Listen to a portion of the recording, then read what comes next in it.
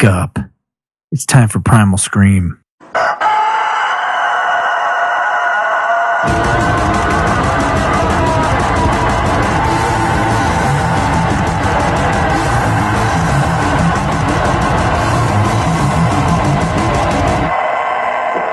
Hey, welcome back to the Primal Scream. I'm Matt. I am Todd. You going to introduce our guest? You going to drink beer? Both. I can swallow. And I will introduce... Just don't choke on the beer. That's right, Chris Ellis.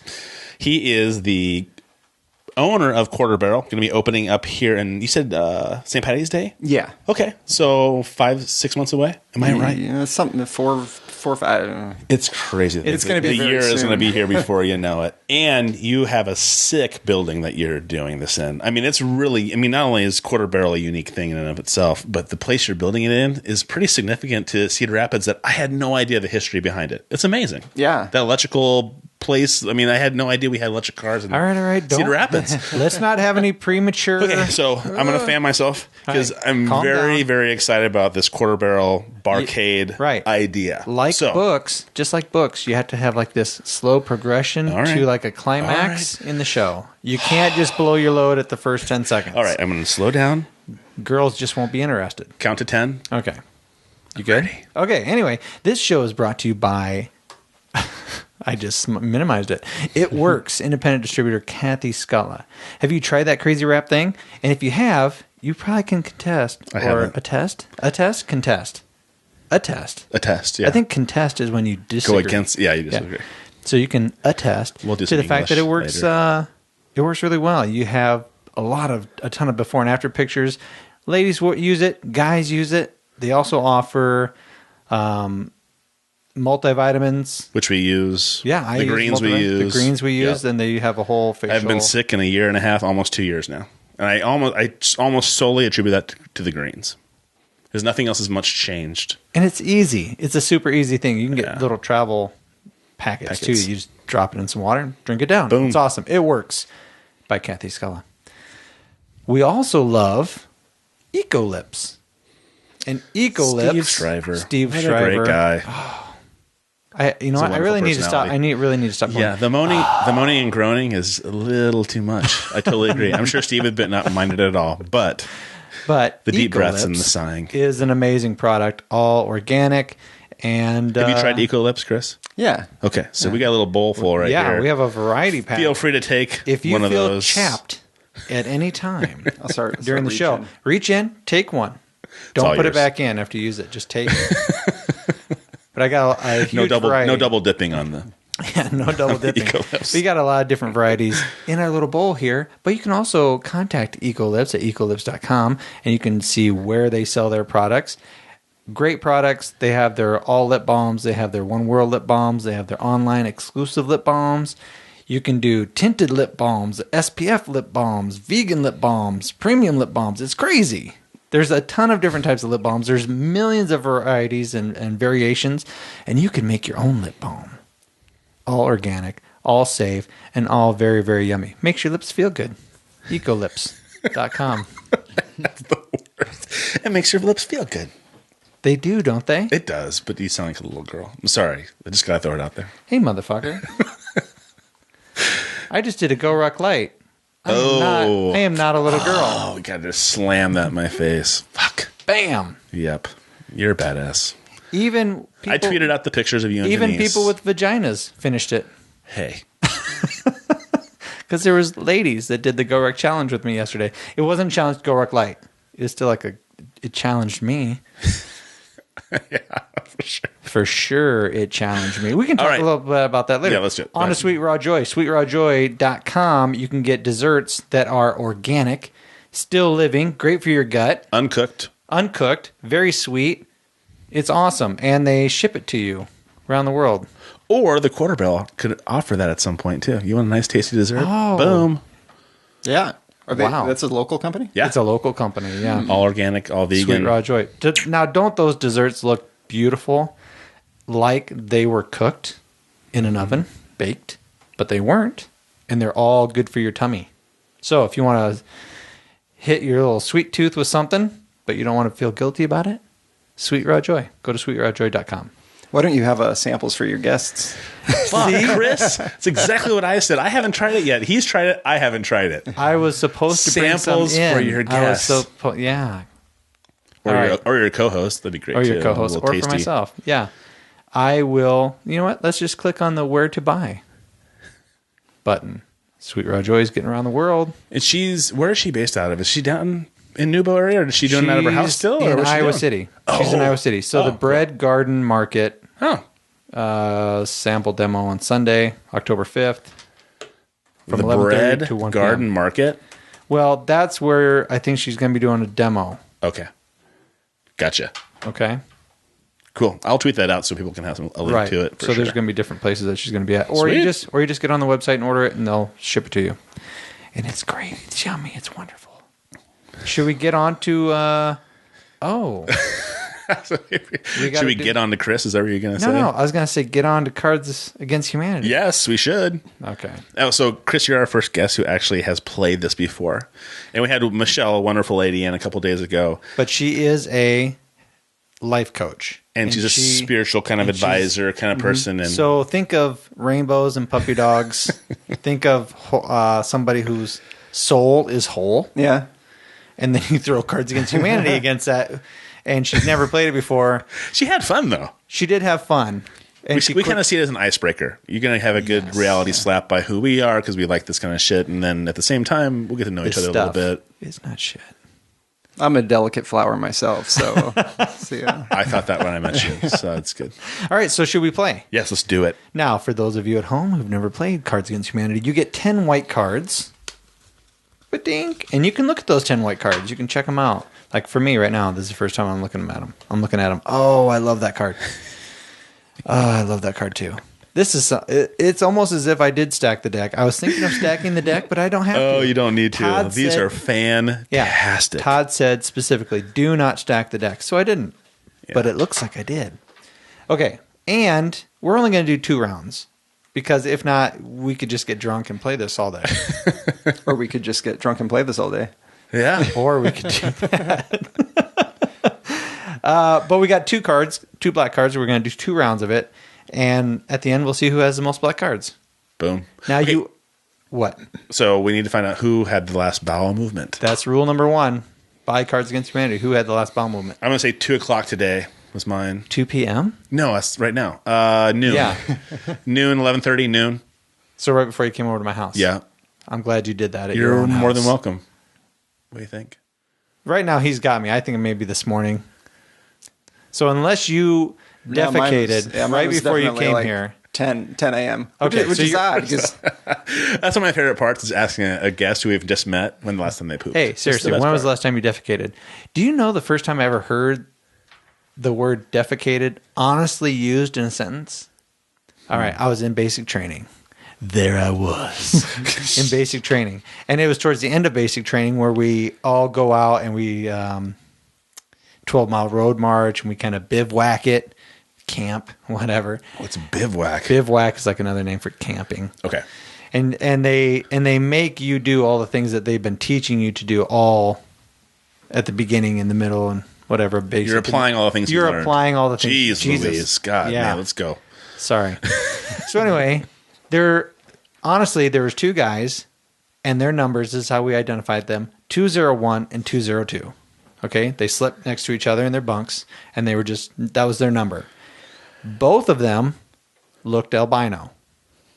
Both of them were bald. Whoa. Both of them either had a major in Asian studies, and the other one had like a major in that language. Were they brothers? And they had never met before, ever. And then they get stuck together right next to each other in basic training. And they're in the army. Yeah. Unique. Very unique. So we're out bivouacking. I was the platoon guide. Camping. Out camping. Bivouacking. I think it's like a new masturbation grip or something when you keep I bivouacked bivouacking. the shit out of myself. So the drill sergeant was like, platoon guide, where's all your team leaders? And so we're trying to get everybody together so he can give us the orders and then we can disseminate that information out. 201 was nowhere to be found. So he starts screaming at the top of his very intimidating voice, 201, where the fuck are you, boy? And out of nowhere, it was like a ghostly voice that just came out of nowhere. I'm defecating, drill sergeant! Yeah, no shit. He wasn't trying to be funny, but that's just the way he was. Nice. Did the There drill you go. sergeant keep a straight face? No, he could not. He could not keep a straight face. God, that's funny. Yeah, I'm defecating, drill sergeant. Was his voice that high? He was very... effeminate? Yeah, and he would talk about how it was a common practice, a certain way of wiping one's bottom in the Asian culture. Was he Asian? Very, very disturbing. No, he wasn't. He's albino, but he had Asian studies. And they were both those guys were married to Asian ladies. It was really fascinating. That's really unique. Yeah. It's Small world. It's a good short story there somewhere. I'm exhausted. All right. So I'm versed. Yeah, you defecated late. Yes. So let's get back to why did we start talking about defecating? All right. All right. Read it. Okay. Sorry, I'm gonna pick another one. I had that one last time. Oh, geez. Out of a whole box, we Out of picked. a whole box, I picked the same one. Okay. All Or right. you gave me the same one. It's your fault. Sorry. All right. The secret to a lasting marriage is communication, and blank. Oh, perfect. The secret to a lasting marriage is communication, and blank. This would be good for a queefing card, which I saw earlier today, but I don't have in my hand. Okay, I just want to make sure I picked the right one here. All right, you want to hand those over? And Todd, go ahead and open your eyes. Open your eyes. Open your eyes. There you go. Sweet. God, I love this game. Now you got to read the card and each one. I'm just telling the people at home. Oh, okay. I just No, can't assume no, that everyone knows how to do it. They should, if they listen, they should fucking know by now. The secret to a lasting marriage is communication, and revenge fucking. That's actually Christopher, true. that's pretty out there. Jeez Yeah. Louise, dude. Yeah, The secret I to a just lasting met you. marriage is communication, and clenched butt cheeks. So essentially, we played the same card. Yeah, kind of. I'm going to go with the butt cheeks. All right, that's Chris. Oh, that was great. Seriously? Well I done. think revenge fucking. You Well get a lot of done, you get a buddy. lot of anger out. I like that one. That was great. Good job. All right, Chris, go ahead. It's your turn, buddy. Your turn to read a black card. And we don't get any more white cards. We don't. So as you use them, that's it. Okie dokie. In the new Disney Channel original movie, Hannah Montana struggles with blank for the first time. This cannot go anywhere Yeah, good. all right, yeah. Close your eyes. Close your eyes. You can't see.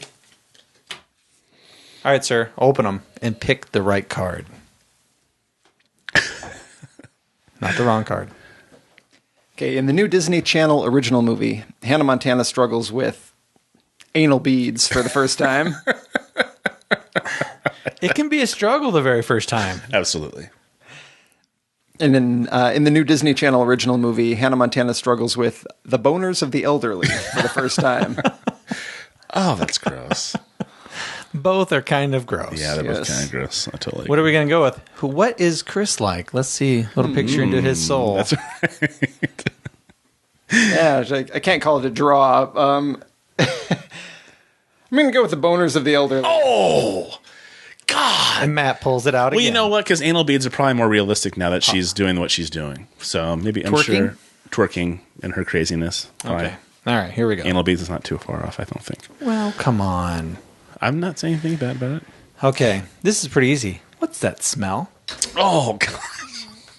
What's that smell? That's the card, Chris. That was the card. It's not me actually asking you. Because you've been clenched butt cheeks over there the whole time. Oh, God. What's that smell? This is the first time that I was like, oh, man, that is really horrible. Or that's really funny, too.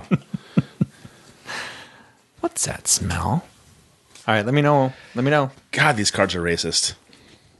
It's sometimes I blew feels it. that way. Chris, you can just take, grab that. All right, I dropped it on the floor. all right. It's my fault. Stay right where you are. Don't take anything off. Matt, fuck. I don't know. Okay. Sorry, Chris. Thank you for getting that. I appreciate it. All right, here we go. What's that smell? Sunshine and rainbows. It's like Michelle is with us right now. What's that smell? Hospice care. I'm going to go with hospice care. Thank you. I felt bad. And I man. got to tell you, I felt bad about it. I just want to say. You did the sunshine did. and rainbows. Once again, our guest gave us the sunshine and rainbows. Yeah. I tend to play this game kind of close to the hip. There's always a card that I'm like, this would be good, but maybe it'll be better later. Well, you I'm only with have you. 2 rounds, pal. You can't that's hold true. back. That's right. All right. Blank. Good to the last drop. You know what? We really need to take these cards because I think we might have said that either the last show or the show before that. Okay. I'm getting these mixed up. Maybe I didn't shuffle them well enough. You did a bad job. Oh, here's a good one. Okay. I'm sorry, Professor, but I couldn't complete my homework because of blank. I'm sorry, Professor, but I couldn't complete my homework because of Now, anal beads. Be a good one for this. I'm sorry, Professor, but I couldn't complete my homework because of there's so many ones that just make me giggle in my head that I'm not even going to hand you, but they make me laugh nonetheless. Take your time, guys. Chris is This he's at a crossroads. It's not stacked in my favor. He's at a crossroads. I'll tell you, the Funny, appropriate, racist. The card bigot. I'm most interested in playing is a word I don't even understand. Mostly because I want it defined after I've played it. You know what? Play it, and we'll Play get it it. fine. We'll find an answer we'll for you. Wikipedia it. It might be the one that we Wikipedia'd a while ago. Okay, open your eyes. Are we good? Todd. Open your eyes. Let's do this. Let's do it. I'm sorry, Professor, but I couldn't complete my homework because of sexy pillow fights. That's great. I'm sorry, Professor, but I couldn't complete my homework because of seppuku.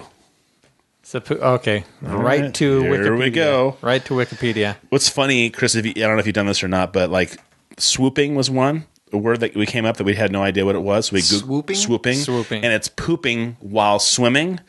But the definition said in there, mostly used for cards against humanity. Like people had been Googling it enough that it was associated directly with them, which is great. Right. UKU. What do we got? And the machine that thinks for us says stomach clutching, abdomen cutting is a form of Japanese ritual suicide disembowelment. So this is like Harry Carey. Yeah. So I'm sorry, Professor, but I couldn't complete my homework because of Harry Carey. Harry Carey or sexy pillow fights. You took a chance. I appreciate that. Score. Oh, so you're... Oh, you son of a bitch. All right. That's it, kids. What? No, we have one more. He's got to do one. I got to do one. I got one more. Oh, sorry. Yeah. I'm sorry. Sorry. Man, you get yours, and They then have images I of tell you people what, committing Yeah, you get seppuku. yours. You get yours, and then you just cut it off, right? You just roll over and go to bed after you get yours. That's just Oh, messed these are up. horrible pictures of people committing this act. All right, let's stop looking at that. Let's stop looking. Go ahead, Chris. The internet's not good.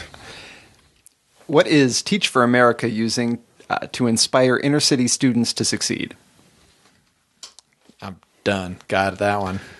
Bam.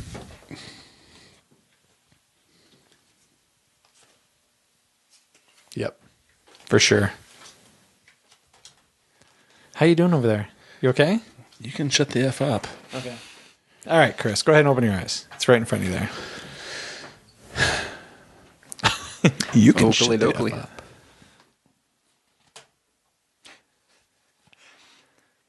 up. What is Teach for America using to inspire inner city students to succeed? The Kool-Aid Man? Oh, yeah. I would yeah. I would find that inspiring. What is Teach for America using to inspire inner city students to succeed? Pretending to care. Hey, that is a special trait. That's a talent. I totally agree. I do think that one's going to get it because it seems to hit home. Appropriate. Thank you very much. Really? I thought Kool-Aid would... Oh, yeah. Oh, yeah. Okay. All right. Last one. Who's leading? It's a tie between you two. Sorry. SOBs. It's a tie between Yeah. you two. All right. The winner happens right here. Or it could be a three-way tie. I could win it myself. No, I'm just kidding. All right. In the new Disney Channel original movie, Hannah Montana struggles with... How did I get... No. All right. I picked up the wrong card. That's job. the one that I won before. All right. I apologize. I drink to forget blank. I drink to forget blank. There's so many great cards that actually could be true. I drink to forget. Hey, stay right there. Don't you dare move. What's going on? Did Todd go crazy again? I catch too much air on my cards as I slide them. He was trying to fling it at your. Oh my god! Trying to fling it at your face while I think you were there's sleeping. like a paper cut about to happen. Are we good? No, We're still not good. I'm overthinking. Oh this. my It's god! It's what I Chris. do. It's what I do. Yeah, you have to win. Now that's what this is telling me. You have to win. Are you good now? I'm good. Okay, here we go. I'm not Chris good, is but- extremely competitive, which might be why he's opening His own business. Quarter Barrel. Okay. Which one is it? Okay. I drink to forget being on fire. Well, put yourself out. Put I yourself like out. that. That Yeah. one's great.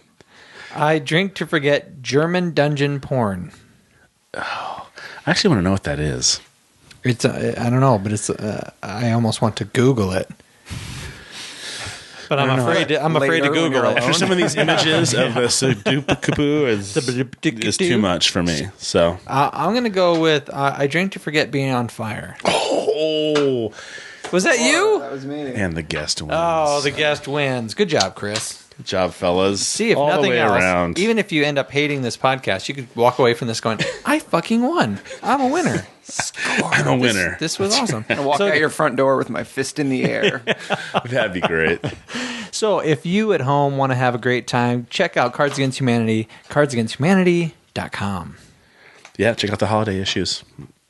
You know, my wife and I just got the 90s nostalgia edition. We haven't opened it yet, but we're very anxious to Really? do that. We don't have enough get-togethers anymore. We've got a 14-month-old baby, so like, we don't have as many house parties as we used to have. Well, we're thinking about having a get together and doing this, so we may have to give you a ring. Oh yeah, So, how old are you, Chris? By the way. I am 38.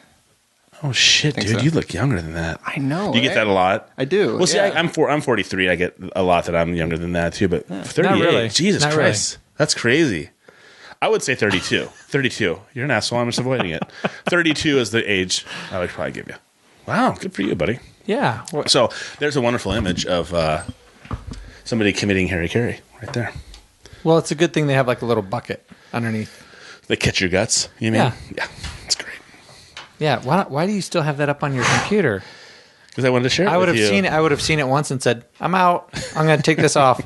That takes some commitment, because I feel like the intention to do it like would bring you to begin, but actually finishing, you'd get like an inch over and be like, I can't. But do remember, this. we're talking about Japanese culture back in the day that when honor was one of those things that was like, it just overwhelmed everything else. Right, and that honor was it. that actually didn't kill you. It was The beheading the afterwards. beheading. The person that you chose to You behead get to suffer for a little while. You gutted yourself. Right. And then somebody cut your head off. Wait, you get to pick the person that beheads you? I think so. I think, yeah, it was part of it. It's That's, usually- I think that was the only way. Have we not seen the Last Samurai? God, I saw it. The Last Samurai. He It's a great chose. movie. I don't remember that being Harry Carey in there, though. Was there? Yeah. There was a general, or there was a samurai. He used to be a samurai. Then he got caught up with the military. That's right. And he was like a general and Against the samurai themselves. And he had Gotcha. lost the battle, and so he prepared himself, and he gutted himself, and then the main samurai guy chopped his head off, and Tom Cruise said, "That's barbaric," and he goes, "No, that was an honorable death, Right. because he picked that. He man." chose it. Yeah, and that guy agreed to chop his head off. So then And they say overall that it's pain. The cut itself is painful, but that gutting yourself doesn't necessarily hurt. Really? Yeah, so you have a few moments of pain from slicing yourself open. It sounds horrible, and then somebody cuts your head off and you're done. So I mean, I was heard that it's a very ritualistic kind of thing. There's not a lot of pain involved, but obviously there is death. okay, we are going to get to your business in just a second. Eventually, I mean, we got 2 to 3 hours. We can whatever, however, at least 6. yeah, however well this works. Yeah. I will say The Last Samurai is a movie I need to rewatch. Okay. I saw it on vacation in France, and it was weird because the Japanese parts were subtitled, but the English parts were dubbed into French. So I got a very one-sided perspective of the movie. That's really bizarre. Oh my god, that's crazy. I guess I would have expected everything to be subtitled. Yeah. if you're in a different. But I've never been to France. I went and don't know saw- how they do well, I things. went and saw- Do their toilets go the other way? I think they're in the same hemisphere. They're same hemisphere. Oh, okay. So. I went and saw This Is Where I Leave You Behind with Justin Bateman this weekend. And while I was waiting, because my kids saw the Ninja Turtle movie, I stepped into an Indian not Dollywood, but a Bollywood film. Bollywood. And so I stood like in the side aisle and watched it. It's a really unique, different kind of experience. I mean, a lot of music, very loud. It was really, really loud. And they speak really fast. And so the subtitles are just like screaming across the screen. And I was focusing so hard on reading what they were saying that I think I missed part of the movie itself. But very interesting. I mean, I like seeing other things. I used to have to force him to go, hey, listen, it has subtitles. It really is worth watching and seeing. And he'd be like, listen, Jesus, I just spend that for much anybody, time. For anybody who's watched The English Patient, for anybody who was forced by their ex-wives, who will never get those 3 hours of their life back, anybody who's been in that position will attest. Subtitles suck. And I don't want to be put through that again. Because The English Patient was so long, though. A lot of movies now, they're like a normal 150 minutes or 182 minutes, and the subtitles are slow enough that you can read it and still grasp what's happening on the screen. Because I'm like you, I'm reading so much and trying to process it that I miss the movie. I stopped the trailer for This Is Where I Leave You at a great spot. Oh, that is a good spot. Anyways, it is one of the funniest movies I've seen in quite a while. So check it out, right? I'm a huge Jason Bateman fan, so that helps. My wife and I both are. Yeah, you know what? From the trailers I've seen, it kind of looks like what I would have liked that final like Netflix season of Arrested Development to be like. Oh, there you go. It got like it did its own like concept with like that like what 7 or 9 episodes Right. like all going on in the same like length of time, but I wanted just like the normal family antics. It is really like that. I mean, there are some times where it's just like Jason Bateman and Tina Fey going back and forth. And you almost forget that they're two actors doing things. They act so much like a brother and sister. I've got to say something. He's like, just keep your mouth shut. You can't say anything. She's right next to me. I can't keep it inside me anymore. It's like it's festering. I've got to let it out. Shut your fucking mouth. I'm serious. Don't say anything. She's right here. And they're going back and forth, and you are just pissing your pants. Now, who is it's it? great. Which character is saying I can't keep it inside me? Tina Fey is his oldest sister, and she has the secret that he's getting divorced. And so, but he doesn't, their dad died. That's why they're back there. And so they want to keep this going. He wants to keep it. He's like, it's about Dad. Let's just get through this and we'll deal with that some other time. But again, the one-liners are just fantastic. And all the actors are tremendous. And it was really enjoyable. And I forget the guy's name from, he plays Adam on Girls on HBO. That's where he got all his fame from. Thanks for throwing out the one thing I wouldn't have zero idea. That's one of my favorite shows on TV, though. Girls is he bald? Great. No, he's kind of a very unique guy. Has a very unique dark acting hair style. Is he the one all the way to the end? All the way to the end. Okay. Yeah. Anyways, he's going to be in the new Star Wars movie. Steven Spielberg saw him act and said, "I would like you to be one of our Jedis," and so he's going to be part of the new movies that are coming out. So I can see him as a Jedi.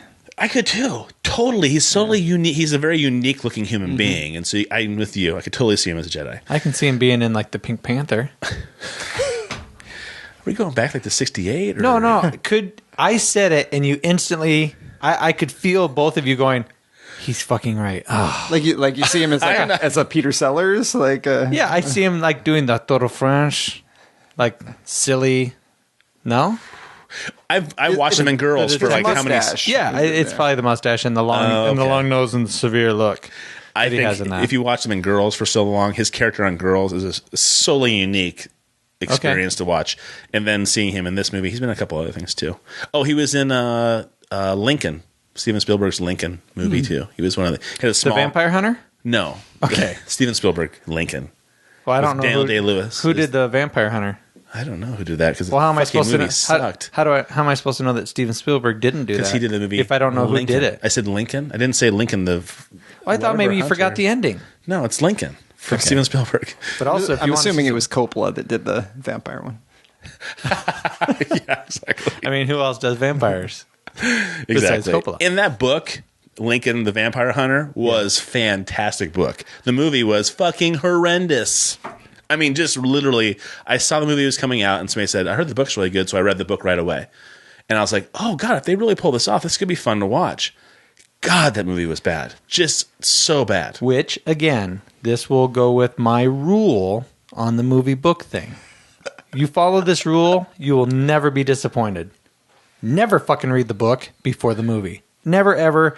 Really? Never, ever do that. But you watch the movie. The characters that you create in your head are never going to be what they are in the movie. Oh, but they will never match up. That's never bothered me with a character not fitting a face. But the soul of a book is hard to grasp. But a book is so dense. It has all these tiny little narrations and things that it fully flushes out scenes that a movie can't do. The best book to movie I've seen is Ender's Game.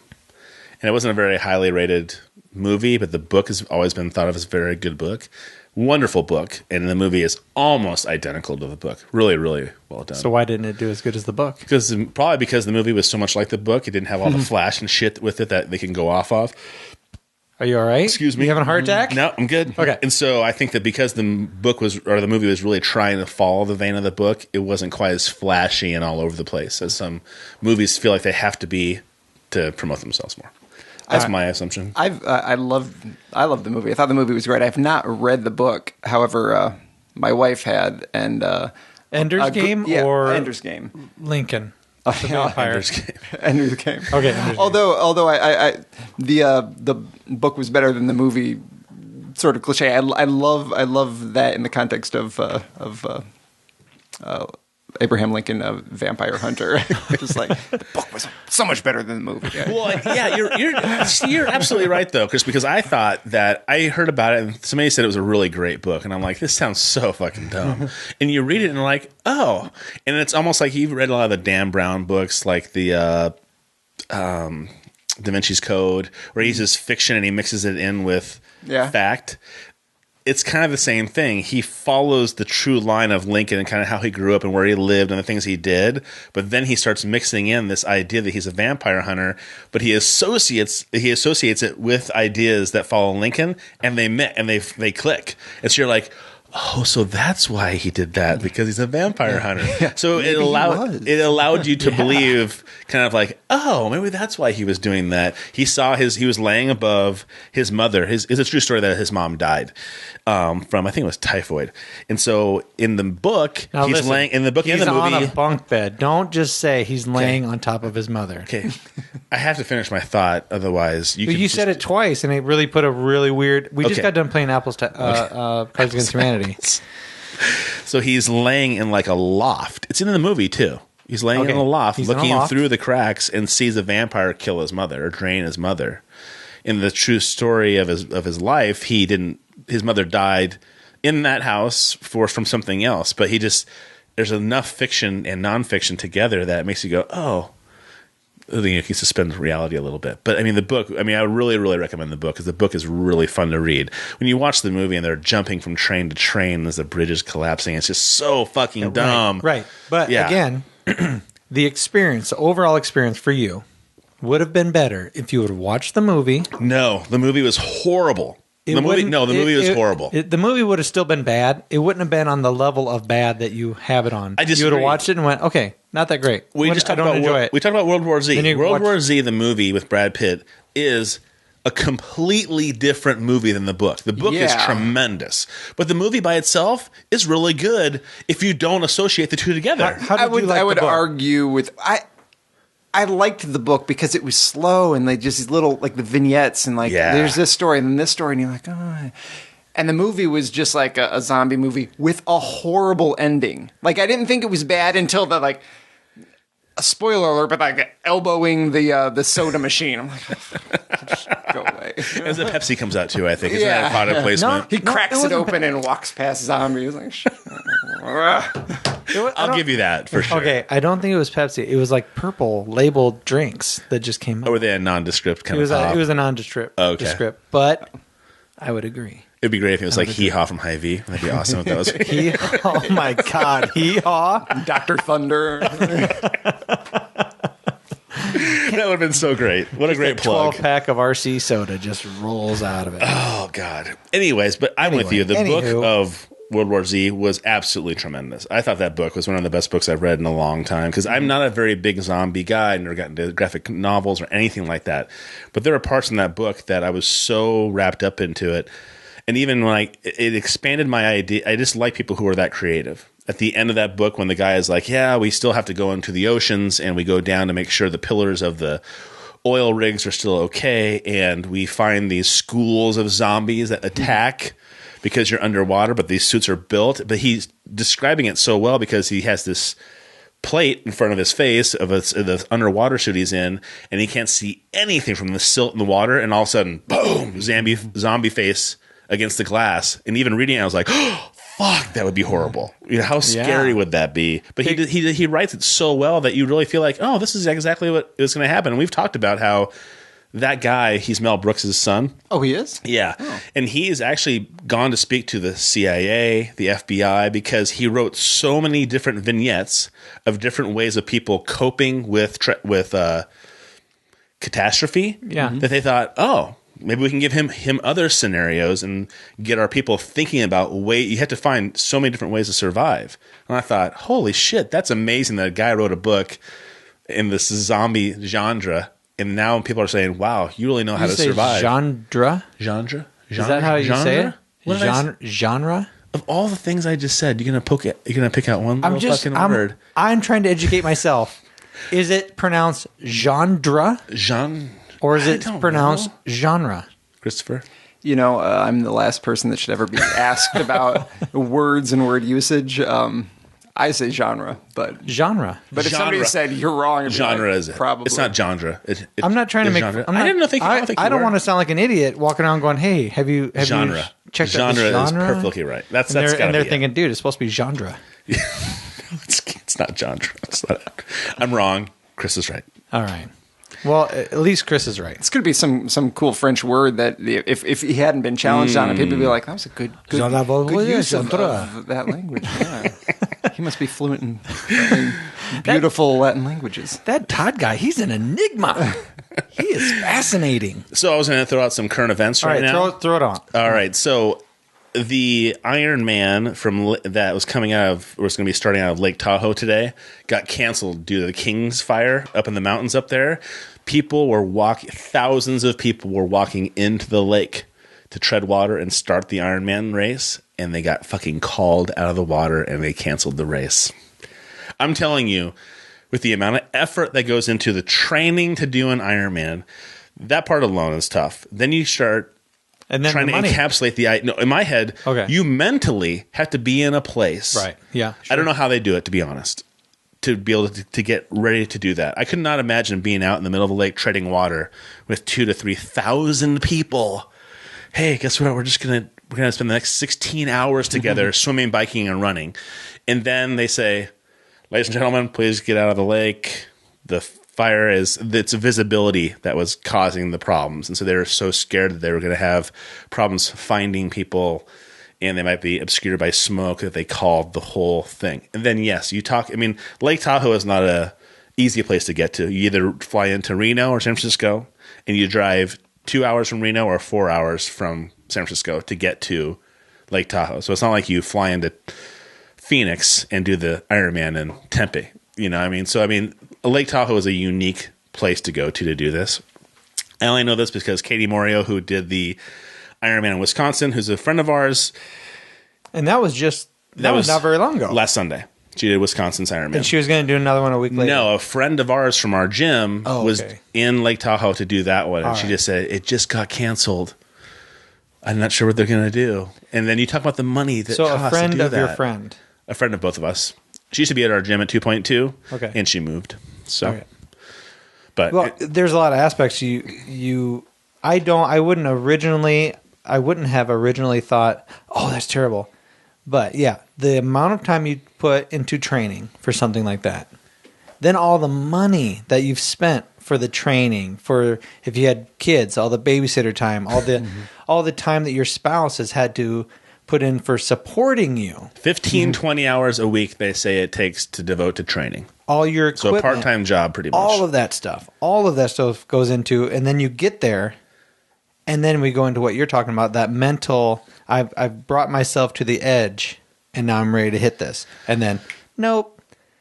Because in my head, I'm not like this. I have to compartmentalize everything. Otherwise, I freak out really bad anxiety-wise. But I'd be like, I wouldn't be treading water going, oh, great, I have 2.5 miles to swim, and then I have a 112-mile bike, and then I have a marathon to run. It'd be like, okay, 2.5 miles, I've done this before. I can get through this part. Just tread water, stay out of people's way. Don't get fucking kicked and punched while you're swimming, and get through this part. And then, I get see yourself just prepping, like going, you got this? You're going to be all right? The whole just time I'd be like, blow the fucking whistle. Blow the fucking whistle. Either do this or don't do this. But I just am trying to imagine having that feeling inside of you going, oh, and then on top of that, you're like, holy shit, I'm here, I'm ready, I know I can do this. You're pumping yourself up, and then it's like, done. Well, then the other real thing that they talk about is the depression that sets in even after you successfully complete an Ironman, because that whole year or whatever has been so dedicated to this one goal, and now the goal is complete. Boom.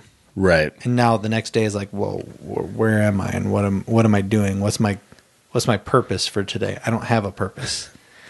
So there's a real serious depression type thing that happens right after an Ironman. Right. And I understand the feeling of wanting to accomplish one, and I've done partial training for one before I injured myself. But I think that you'd have to hopefully sit back and go, okay, at least I was ready. I prepped. I was working out. Yes, I didn't get to accomplish my goal, but you know what? Just getting myself in physical shape to be able to do this is an accomplishment all of itself. Maybe it's like being, nominated for an Oscar or something like that.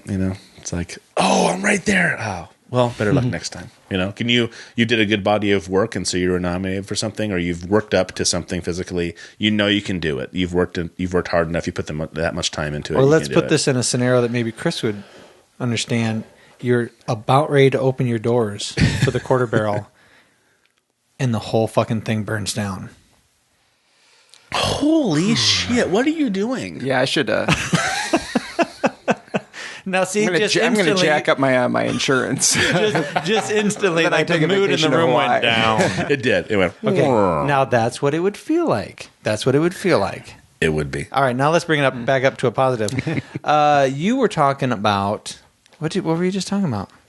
You were talking about the Ironman, and how you got injured was what prompted me to want to talk about this. Yeah, I'm curious. How I got injured? Yeah, I tore my calf really bad, and he and I had been prepping. Probably how many months? I was like 2 months out from the Ironman, so I was still in the building up. Yeah, and I tore my calf really bad. Took about a month off from doing anything involving my leg, which isn't very coherent to being in an Ironman. And then I kind of started jogging again, slowly working back in. I had the Dam to Dam race with him in Des Moines, and it's a half marathon length. I had been planning on I did Ragbri that year, but I had been planning on doing some things during Ragbri. So when we got done like an 80-mile day, I would go run like 5 miles, kind of get myself prepped for that transition. And then the Dam to Dam, I hadn't run for probably a month, little jogs here and there. Go. And I want to say a mile in, boom, it just tore. It either tore again or I re-injured it. Whatever happened, it just happened. So I did the whole half marathon, just hobbling the whole time. Because I did not want to not do it. It was probably very stupid. Yeah, there was 3 of us, and there was considerably 3 different athletic levels there. Horrible. So the 3 of us are there, and they're like, all right, and go. The one guy, amazing shape, like a fucking gazelle. He's like, I'll see you guys at the finish. And he takes really off. took off. He's gone. Like a 4-hour kind of marathoner. Really good. Yeah, and for fun, he's like, I think I'll run from Cedar Rapids to Iowa City. He tries that. He challenges himself once a year to do that, and that's amazing. sounds like it'd be fun. And then Right along the interstate. And then he hung with me. I was like, dude, just go. You don't have go. to hobble along with me. Just take off. And Yeah, so very quickly, a 3-person group went to, oh, we're all individuals. See ya. Yep, by myself, kind of like, well. And then I got done with the race, and I hurt so bad that I just hobbled all the way back, walking to our hotel. And we're in the hotel room, and I'm just like, this so fucking sucks. And he's like, dude, you need to call Ironman Louisville right now and cancel. And I'm like, oh, I still got 2 months. I can still do this. I can do that. He's like, listen to me. You're my friend. I care about you. You need to call them. And so out of the $450, I got $150 back, which is better than losing nothing. nothing. Yeah. And then I never did it. And what was the worst part for me, looking back now, is that my motivation to do it just disappeared. I haven't had any want to do that at all ever since then. Except for recently. Katie Morio, who just did Ironman Wisconsin, it's the 4th hardest Ironman in the world. And she just did it, and she did it in like 13:54, I think, is what 13 hours and 54 minutes, which is a great time. Is it? Yeah, it's a really good time. And so I saw that, and we had Denise Stapley on from Survivor a couple weeks ago, and I saw Denise and I talked about it. I talked about how I didn't have any motivation. Then I saw Katie posting about finishing it, and then I read through her bio of the entire day that she set up for what happened, and it just relit that fire really, really bad. And so it's tempered a little bit because I realize how much time goes into it. And besides my regular job and this job, my favorite job, I don't know if I have the time to put into it to be able to do that. Because it really, 15, 20 hours, they say at minimum, it's 15 hours a week to put into it of running, biking, and swimming. And at that point, I was just doing my regular job, and I was waking up at 5 o'clock in the morning on Mondays, Wednesdays, and Fridays and swimming. And then I would leave that and go for a run, and then I'd go to work, and I'd come home and get on my cycle in the basement and watch a movie and cycle for 40 miles. That was like, and I had kids at the time, and even then it was hard. So that plus the podcast and the production company, I'm just not sure I could pull it off. And that's okay. I'm okay with that. I admire people who are going to be doing it. I think it's a wonderful thing to be involved in. Yes, and Todd couldn't join me yesterday because he injured his hamstring. I tore my hamstring. He tore his hamstring. He was competing. He was working. He was working out, and a part of their workout was, hey, we're doing sprints. Boom, go. Boom, go. And he tore his hamstring. So what he left me with was Denise Stapley challenges us on a regular basis, and so her very first podcast, she challenged us to do the Tough Mudder. It's a 10 to 12 mile run with obstacles. Yeah. And so we agreed on air to do that with her. So we're locked in. We have to do it. And so then after the Tough Mudder we did in Chicago with her, she invited us back to her cabin with all her friends, and we did a podcast with her from the deck there, and she challenged us to a GoRuck challenge. And I was like, don't say yes, because if he says yes, I have to. It's a twofer, right? Just like Cards Against Humanity. Like, don't do it. Fuck, that sounds horrible. And I said, yeah, sure. And I was like, oh God. So I did that yesterday. So they actually did it yesterday. It's pretty intense. Yeah, Todd couldn't do it. I couldn't do it. It's on the screen here. The GoRuck. So you can check out GoRuck.com to get some more information about it. But, I was in the military, and it quickly takes you back to basic training days. It quickly, for me, there's people that thrive when you are mentally challenged. Some people can stay calm and get through something. Our instructor never yelled at us. Dakota, wonderful instructor for GoRuck, never yelled at us. Always was positive, even cracking jokes, But he's still telling you, well, if your rucksack ever touches the ground, you'll pay for it later. Okay, so let's get going, But you are constantly out of breath. You're constantly carrying a lot of weight. You're constantly uncomfortable. And I was always wondering, what's next? What if I think I'm going to get a break, but then you're going to come up with some other horrible thing that is not going to sound bad at the beginning, but 10 minutes into doing that thing, you're like, all right, if I never touch a rucksack again, I'll be very, very happy. Anyway, the GoRuck challenge yesterday was challenging, and it was difficult, and I'm very sore today. And it was a GoRuck light. It was the lightest of all of the events. It was 6 hours. That's a long time to work out. Yeah. And I'll post some pictures of us carrying this thing called the Snake. And it was grueling. And I think at every point, probably somebody was like, this isn't my favorite thing. But here's the good thing. Here's the silver lining to the GoRuck. It is really hard. It is really challenging. And you're meeting people that you'd never meet. You got people coming in from Illinois, all around surrounding states to do one here. And it's almost like you can't reach a certain level of camaraderie unless everyone is suffering. It's the suck. It's the suck that I've talked about before on this podcast. The suck makes for the best stories. You know, if you are going through something really hard with a buddy that you can tell that story later, you can laugh about it later, and they're really interesting. If life is boring and easy, Right. hey, yesterday I sat and watched Friends. Great story. Or I was carrying this 160-pound fucking sandbag, and there was ladies behind me, and we're falling down, and I almost ripped out a lady's arm out of her fucking socket, and she smashed her head on the ground. And then we're pushing picnic tables, and then we're doing some bullshit. I mean, those are a lot more interesting stories than I watched. Well, Friends. when I came to see you and Denise, when I saw you guys off, she was bouncing around before it started. Oh, yeah. And I had a flashback to some obstacle on the Tough Mudder where I think we just climbed over a 10-meter wall together, and we had to help each other over. And we're on the other side waiting for the rest of our group to come over. And she started bouncing up and down and doing handstand walks. And I'm just like, would you conserve your energy? You're killing me. I'm dying. Jesus, woman, stop. Like the Energizer Bunny. I think challenging yourself like that is what makes life worth living. And I know you've said things like, I don't think you would have liked it, it would have been horrible. And I think you're probably right. I would have hated it. But I think that when you push yourself and you challenge yourself like that, I think that's how you grow as a person. I think sitting back and watching TV or reading a book, you gain knowledge. Not TV, sorry. Read a book. You do things to better yourself. You gain knowledge from that. I think this is similar. You find out more about yourself as I don't want to say like a survivalist, like but gut check time.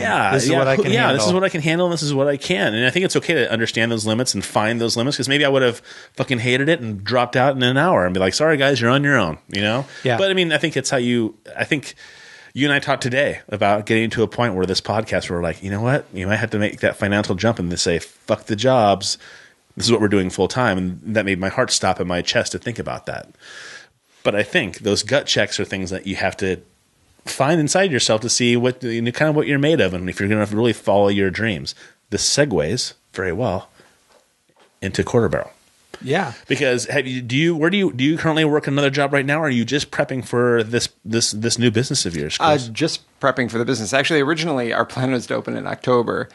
So I had been brewing at Millstream Brewery in the Amanas, and then our son was born. And after my wife's maternity leave ended, and I needed foot surgery, which would make it difficult for me to do my job at Millstream, being on my feet all day long and running around in heavy boots. I thought, this would be a great opportunity. I'll transition first to babysitter, let my foot heal, and then get busy working on the business. Of course, now we're not opening till March, but I still feel a bit overwhelmed with all of the all the things to do. Yeah, dealing with new challenges. Like I'm like, I'll hire this contractor and the work will get done. And now, like, I'm finding out there's a lot more micromanaging, and a lot like it's not just like hire guys you think you trust and they'll do the work. It's more like really like figure out what they're doing and then what they're doing wrong and how your vision changes because of what you discover. Like our building, it was almost a we're trying to it's a historic renovation process we're doing. So there was a lot of just like tearing out the crap that has like been installed over and over and over. So there's there was carpet on top of tile on top of the base floor, and there's like multiple layers of drywall in certain spots, and we move stuff out and we find, well, here's a raised concrete pad in the back. Well, maybe we can make this change. So design elements are changing, and it was never the fantasy of like, this will be easy. We'll just say, this is what I want, and this is, and a few months later, this is what we'll have. It's more like, this is what I want, and so we've got this now. Okay, let me sit down and stare at a piece of paper for a while and figure out like how things can move. And so you are a brew? Are you a brewmaster considered that, or? No, I'm a trained brewer. Okay, I mean, there's like Is it just a label? I mean, is that all it is? It's kind of a label. Okay. I've got a lot of friends and family who are like, "Oh, Chris is a brewmaster," and inside I'm like, well, I've always worked under brewmasters, and so I tend to. I prefer to show a little deference towards the title because, I've always worked under brewers that I've respected. Chris Preby at Mill's Dream for one, and Brett Porter was the brewmaster at Goose Island when I was there, and they're great guys that have put a lot of time and a lot of study into their craft. And I like to think I put a lot of time and study into my craft, but I'm working towards where they are, and I would never say like, yeah, I'm one of you guys, until I've actually got the it's always good to be humble. So. Yeah, that's good space to have. Yeah. Well, I mean, I think that. Well, I mean, Kat, who was a brewmaster at Great River Brewery in Davenport. I mean, she did the same thing. She worked I think she worked at the bar for a while, or a brewmaster. She's a brewmaster because she worked at the bar for a while, and they had her come in and they started working under Paul and Scott to become a brewer, and then now she runs the brewery when it comes to all aspects of it. So I think Chris and Scott still run parts of it as they should, but I think she's considered their main brewmaster. That's kind of like the person underneath them who is always making sure things are running the way they should. I think that's kind of what Kat's role. Okay. So as you're, I mean, I'm trying to think of setting up a restaurant. Part of it sounds fun, find all these video games, but then I'm like, wait a second. We were just talking about we haven't really described to our listeners. Okay, go for it. We really haven't described to our listeners what is Quarter Barrel. So what is so unique about the product or the place that you're creating for the residents of Cedar Rapids? Well, or any of the surrounding people. Yeah, I was going to say, on the surface, there's the fun novelty of it just being a classic arcade. We're focusing on games from the golden age of video arcade games. So dude, it's the best. Yeah. I mean, when I first read about Quarter Barrel, I was reading about it, and then I heard about what it's associated with this barcade idea, and then I read more about that. I instantaneously had like one of those strike a nerve nostalgic things happen. I love beer. That's not a hidden story by any means. But the idea of having a barcade that really is catered towards adults, but allows us to kind of go back to our childhood. Because here in town, I was talking about Aladdin's Castle in Westdale Mall. Oh, my God. I spent a lot of money and a lot of time at that place. Are you from here? Well, I grew up in Central Iowa, but I lived in Iowa City for 10 years. That's okay, so you don't know about Aladdin's Castle? I know about it. I worked in Cedar Rapids a little bit, through college. And all right, yeah, Aladdin's Castle was the place to go.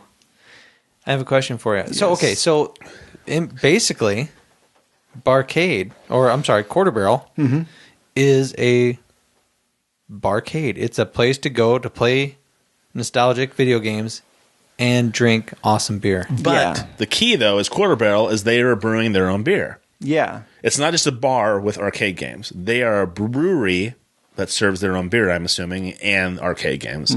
And that's why I thought it was so fucking great, is that it's a brewery. I think anybody who is trying their own game at brewing beers is fantastic. And then you throw in this whole other aspect of it. I'm like, holy shit, this is going to be the greatest thing ever. Yeah.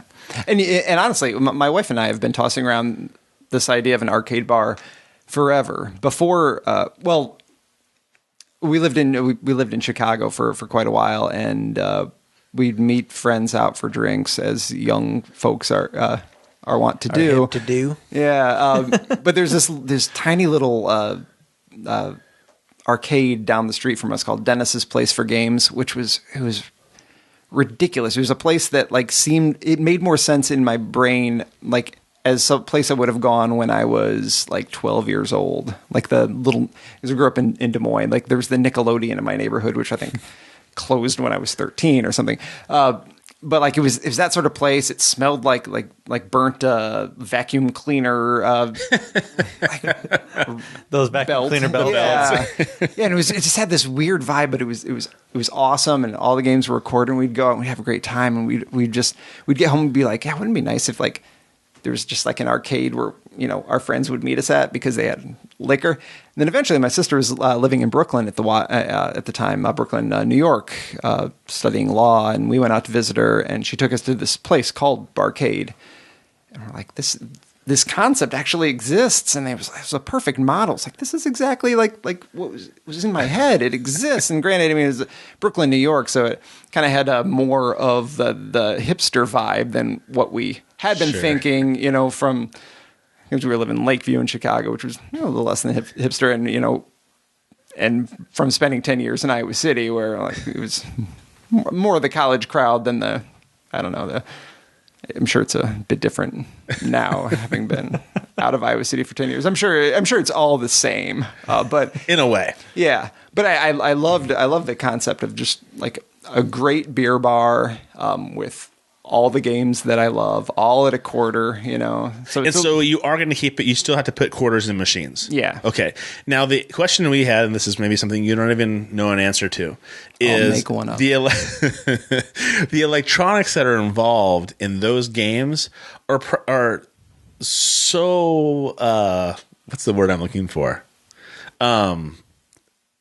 I mean, the electronics that runs the data for those games is light years away from what my kids play on their Xbox. But the graphics are better on the Xbox. I mean, but that's okay. I like Galaga. I like Donkey Kong. So I mean, I'm okay with all that stuff. But are there still people around that can repair? Because I mean, we were talking about how we'd go into an arcade and our favorite one would be down. Oh God, Galaga's not working. I'll go do this one instead. Are there still people around that can run these games and fix them? There are.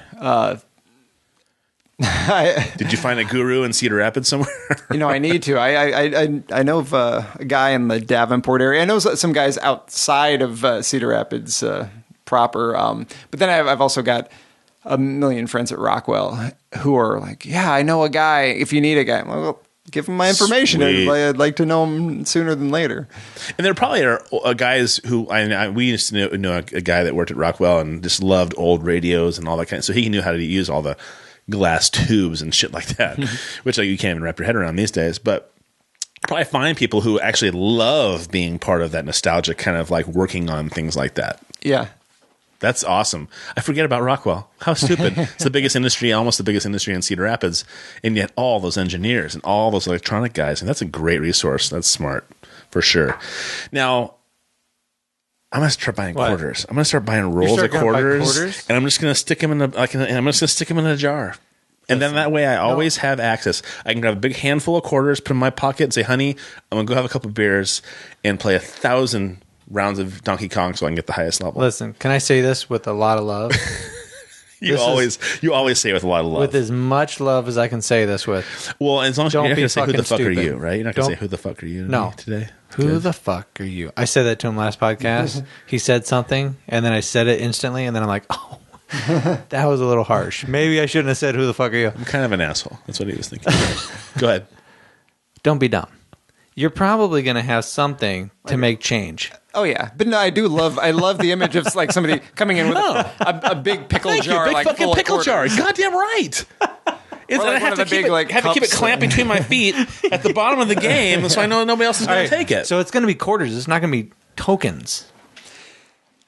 Let's clarify something. Yeah. I don't know if this was. I've been considering tokens. I want to just do quarters. Have you ever thought about doing like it? And I don't want to throw out a name of a company or somebody who already does this. Have you ever thought about doing something where it's like you could buy time? So I want to come in and I'm going to pay you $20 and I get 2 beers and I get half an hour as much video games as I want. Mm-hmm. But that would kind of get short out the whole quarter idea. Yeah, well, that wouldn't be my fear. My fear would mostly be the expense to modifying the machines that would otherwise be, because I see a lot of those, like where you have games where you're plugging bucks into, and they're newer games that are, maintained by vendors and whatnot. And I don't know. I see the complexity there for sure. I don't want to spend, say, like $1,000 on this, this classic machine, but then spend like another $300, like 30% of the cost just being, Sure. This. What I think is going to be a better plan is just not really be special so far as the games go, because they're going to be pretty damn cheap as it is, but regularly just have a handful of them that are set to free play. So there's always going to be a game that you can come in and play for free if you want to while you enjoy a beer. Might not be your favorite game, but there's going to be something there for you. I mean, there are a few places in Chicago now that are like that. Are doing that? Yeah. I had a question because I don't know if specifics are good or not, but there was a game that I used to play. There were two games. It was a space themed one and a dragon like medieval one where Dragon's Lair. Yes, Dragon's Lair. Jesus Christ, that's it. Dragon's Lair. What was the space one? There was one that was exactly a Dragon's Lair, but it was a space where you're a little wimpy kid doing things. At some point, you became this stud superhero space one. It's right along the exact same thing as Dragon's Lair. What was that? Yeah, because it was one of the the pre-recorded video ones, Yes. so it wasn't like a digitized game. When it flashed, you had to have your joystick go the right direction, and you got to have whatever happened. You had to go the right directions by putting your joystick towards the screen's flash that happened. But it was exactly the same as Dragon's Lair, but it was space-based. I forgot about that one. What is the name of that one? Do you want me to get you One free play. I get one free play. I'll get you a pad of paper. Maybe you can write down all these great ideas that we're giving you, and you can make sure that you have these arcade games. I'm just gonna review the podcast later. Just watch the There you podcast go. later. Yeah. No, actually, Dirk the Daring was the Dirk. knight. That's right. And I went as him for Halloween a couple years back. Oh, really? Dude, I go a little overboard for Halloween, but that was one of my favorite costumes in the past years. so does he. Because They're big on Halloween. he was so that type of video game was so popular. They created a Saturday morning cartoon over that and they had a book series like at the end of Space whatever. Ace. Space Ace. God, and that was my favorite. I like Dragon's Lair a lot, but Space Ace, because it was very much Star Wars kind of time period, I loved Space Ace. All right, so just to make this very clear, Chris You need to have Ellis Space Ace. at Space Ace and Dragon's Lair. and Dragon's Lair. You seemed very excited while we were recording this, so when you're listening to it again, you might want to, or maybe you just bring that out on special occasions. Maybe you just wheel out the Space But that's Ace. part of the problem, though. It's a great idea, but when you're going back into a time period where some of these games are really just not viable anymore, does somebody have that in their basement? I mean, how do you find that shit? I mean, that's just crazy. I actually have a neighbor who purchased, I don't know, 4 or 5 arcade games, but it's in his garage. So he gets to drink beer. I mean, that's like that's his hangout. He will grab his whatever favorite beverage, go out to the garage, get away from the family for a little bit, and play some video games while he drinks. And I've played those video games as well, but the reality is the games that he has are not the most common games that we used to like to play. They're kind of like those games like, oh, I'll play that because that's the only one that's open right now. They were shitty games. You know what I mean? It wasn't the Galagas. It's not the Pac-Mans. It's not those games. I mean, because I still think those are really popular. And you can still buy stand-up game machines for like $2,000, but they have like 50 games on them. They have Pac-Man. They have all those things all in one game. And I like that idea of having that in your basement if you have a man cave, but you don't want to line the whole wall because you don't want to line the whole wall. Well, But I would like to have a place that had the original game. Would be really, really awesome. Yeah. The original Pac-Man table where you're sitting across from somebody. That was Mrs. Pac-Man. Yeah, that's the thing. Like I don't know if I'm going to have any of the cocktail tables. I want to, but I keep looking at the layout of the space. I'm like, where's a cocktail game gonna fit in here? Unless I just like replace some of the actual dining tables with cocktail tables. Like, that's where you're sitting. How badass would that be? Is your cocktail table is a booth? So as you're just sitting there having drinks with people, you can be like, "You and me." The ladies can talk. You and me. You're going down, buddy. Miss Pac-Man. Yeah, Miss Pac-Man. That'd be kind of, that's a fuck. Listen, I can't tell you how much we're throwing out bullshit. I know, but we're very excited. I'm really, really excited. I almost can't stand any myself. place that you can go as an adult. I still feel as if I'm a teenager trapped in an adult's body. Exactly. And you want to get away from your kids, and you want to get into a neat atmosphere. And at times, you want to get away from the ladies. Now, listen, that's a good question. Is this going to be kid friendly? Yes, but yes with a but, no with an if. I guess. I like butts better. Yeah, I will say yes. It'll be kid friendly because honestly, Cedar Rapids isn't the heavy like college market that say like Iowa City is. Sure. So we're going to be shooting for young professionals more than we are like 21-year-olds as a demographic. And there are a lot of people like myself. I guess I'm 38, so I'm not whatever. But but there are a lot of people that have families, and if they want to go grab an afternoon beer with lunch on a weekend, I don't want it to be a place where they're going to be like, well, we can't go to that like dive bar with our son. Right. I want them to feel like, I can bring my kid in here and be comfortable. It's not going to be a place that's targeted for kids. Sure. But it's definitely going to be a place where we're not going to say this is an appropriation. Are you going to have food? Like, are you going to have like a serious restaurant type of feel, or is it just going to be like hamburgers and fries kind of thing? Or it's going to be more than just like bar fare. We're working on trying to figure out a direction to go with pizza. I've got a chef that I'm interested in working with, and we've been throwing back a lot of ideas. And he's actually been looking into wood fire ovens. I'm a big fan of them, like pizza Napolitana. Well, the best part is they're only about $15,000 a piece. Those really good fire ovens are fucking expensive. Lincoln Cafe closed down, but they have a great oven at that place next door. Mm-hmm. That guy spent like $12,000 to get that oven. No, he spent like $40,000, but he got it from Italy. But when you're thinking about it, like if you want to get like $10,000 to $15,000 for a wood fire oven, I'm more concerned about the code issues and like how that's going to actually work in a small kitchen space. and what the collateral issues are going to be like for ventilation, and if I need to have the kitchen like closed in, or if I can have it open so people can see, because if I was just going to get just like a deck oven, like if I was to get one new, it'd be about the same cost, just like a normal deck pizza oven. I mean, I could go cheap and get a conveyor oven, but I'm not a Casey's. I'm not going to be serving Casey's pizza. I want to serve something special. So gotcha. Which is neat. Jesus, I never thought about all those. That's why I don't think I'd be good at business. I would think like, hey, let's get this great $40,000 oven. Oh yeah, how are you gonna fucking vent that? How are you gonna do this? Oh, I don't know. Like that matters because I just want the oven. The journey. It's a irritant at times, but you appreciate that stuff. You look back and you're like, holy shit, I was just complaining about all these little struggles. But there's 40 things now that I know now that I had no clue about last year. Right. We've had... That's all what I'm learning. Like, right. I come to my contractor with a question. He's like, yeah, we're going to sit down with an architect because they know all the code. You're asking me questions that are beyond my knowledge. Okay. Well, I mean, I was going to say, you worked at Goose Island 2 summers ago. My wife is going to college, getting her PhD in Chicago, and we had to go back when she went to school for a couple of days, and I take it as a free vacation. And I jogged to the Goose Island Brewery that's like northwest of the Chicago, Maine area. It's one of their I don't know if it's their actual brewery or if it's it's a really nice restaurant as well as being a brewery area. Oh, the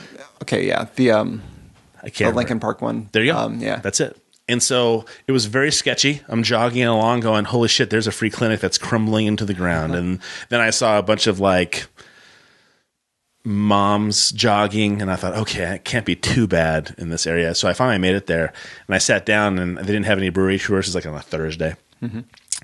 And I said, you know what, I'll just start sampling beers, and I'll try some of their food. But their menu was very limited. But they had a lamb burger on there. The greatest hamburger I've ever had in my life. Because I think lamb has a certain kind of taste to it that some people don't like very much. It's not gamey, but it's not the same as beef or something. But very simple. I mean, their menu was very simple, but kind of like classy. I guess that's probably the best word I can find. But I was just like, I was just like, I'll just have the lamb burger. That sounds good. I'll just try it. Okay. Nice bun. Had a great burger. A little bit of romaine lettuce on it, whatever sides I wanted. And it was like perfect with the gazillion beers that they had there. And I wonder if are you guys going to try to have a huge menu, or are you going to try to specialize like in the pizza thing and then have a couple other things? Or well, it's not going to be huge. We've got a pretty limited footprint for the kitchen as it is. So yeah, the idea is start with the basic concept, which will probably not be like an exhaustive list of like pizza possibilities, but more of like here's like 5 styles we're doing right now. If you want something special, sure, we'll do something for you. But and then what else can we do? Like what can we do to more further exploit like the ingredients we'll have for this? We'll have some cold prep stuff. And like I'm a big fan of comfort food, so if we could have some sort of like pot pies that you'd toss in that oven and get them nice and nice, toasty and smoky. And well, one of the more popular things to eat at what's the brewery in Solon? Big Grove. Big Grove is they have a tater tot casserole that comes out. It comes out of its own little cast iron skillet. Yeah, it's a little salty for my taste, but just the idea of being able to order tater tot casserole, that's Iowa. I mean, that is really quintessential Iowa. You know, this is good information to know too, because I've been trying to get. I've been trying to go down there with my wife. I have yet to be there. My parents have been there like 10 times, and they're like, "Oh, we went to Big Grove again." And I haven't been there. I know the brewer down there, Bill, who's a great brewer, brews great beer. But my wife's pregnant now, so she's like, I'm not going to go to a brewery if I can't drink. I'm like, yeah, and that's a solid argument. Yeah. But I think if I said, but you can get tater tot casserole, she'll be like, okay, let's Well, that's good. And I had their mac and cheese. Their mac and cheese. I have never been. I was like you. I have not been there before. And then all of a sudden, somebody said, "Hey, we're meeting here for a friend's birthday party." I was like, "Oh, I'll just stop in." And so I tried a couple of their beers, and then I had one of the best BLTs I've ever had in my life. Fantastic BLT. And the best thing about them is that every single thing on their menu is locally grown, all non-GMO, and all organic. So they pull everything from around Solon, which is just nothing but farmland, pretty much, and they put it all into their menu. And I got their mac and cheese, and their mac and cheese was the same way. It was in this little skillet, and it was really, really fantastic. So did I hear you wrong? Your wife's pregnant again? Yeah. Oh, how's your firstborn? Oh, he's great. He's an exhausting great, terror. Chris. What is he a sweet boy? No, he's a terror. It's I can't. They're all terrors. I cannot help but just get extremely frustrated, and then that just explodes into laughter. Like day after day when he's like, "Oh, this is a pile of stuff that looks important. Why don't I just start throwing things left and right?" And at first, that's my clearly not organized pile of stuff that I haven't dealt with in months and need to anyway. But he forces my hand at things. But I can't get mad at you. This is a mess that I need to deal with. You did not make the mess. Yeah. I've been building this mess. You just kind of pointed it out like, "Hey, Dad, this shouldn't be here." You're absolutely right. What's great is when they're at a certain age where my kids, I have 2 8-year-olds and a 10-year-old, and when my youngest, I'll get mad about something, and when they just, the wisest shit I've ever heard someone say comes out of an 8-year-old's mouth, it literally about knocks you on your ass. I'd start getting mad about something. And think, "Dad, it wouldn't be here if you would have put it away." So, I mean, something like that. You're like, "Oh, God!" And then you're almost mad that your kid just trumped what you. Yeah. Like, why? All right, my kid is smarter than me right now, and I shouldn't be this dumb. Yeah, there is this sort of context that from years and years of being on this planet, you sort of lose a handle on, where like things find their spot in their social and political constructs, and then it takes a kid who hasn't had that drilled into their head to be like, there's a thing called like logic. Yeah. No, like, and actually, and this might not be relevant to our conversation, but it might. My wife and I were really excited when we got to introduce our son to a horse. He'd never seen a horse before. It's like really exciting.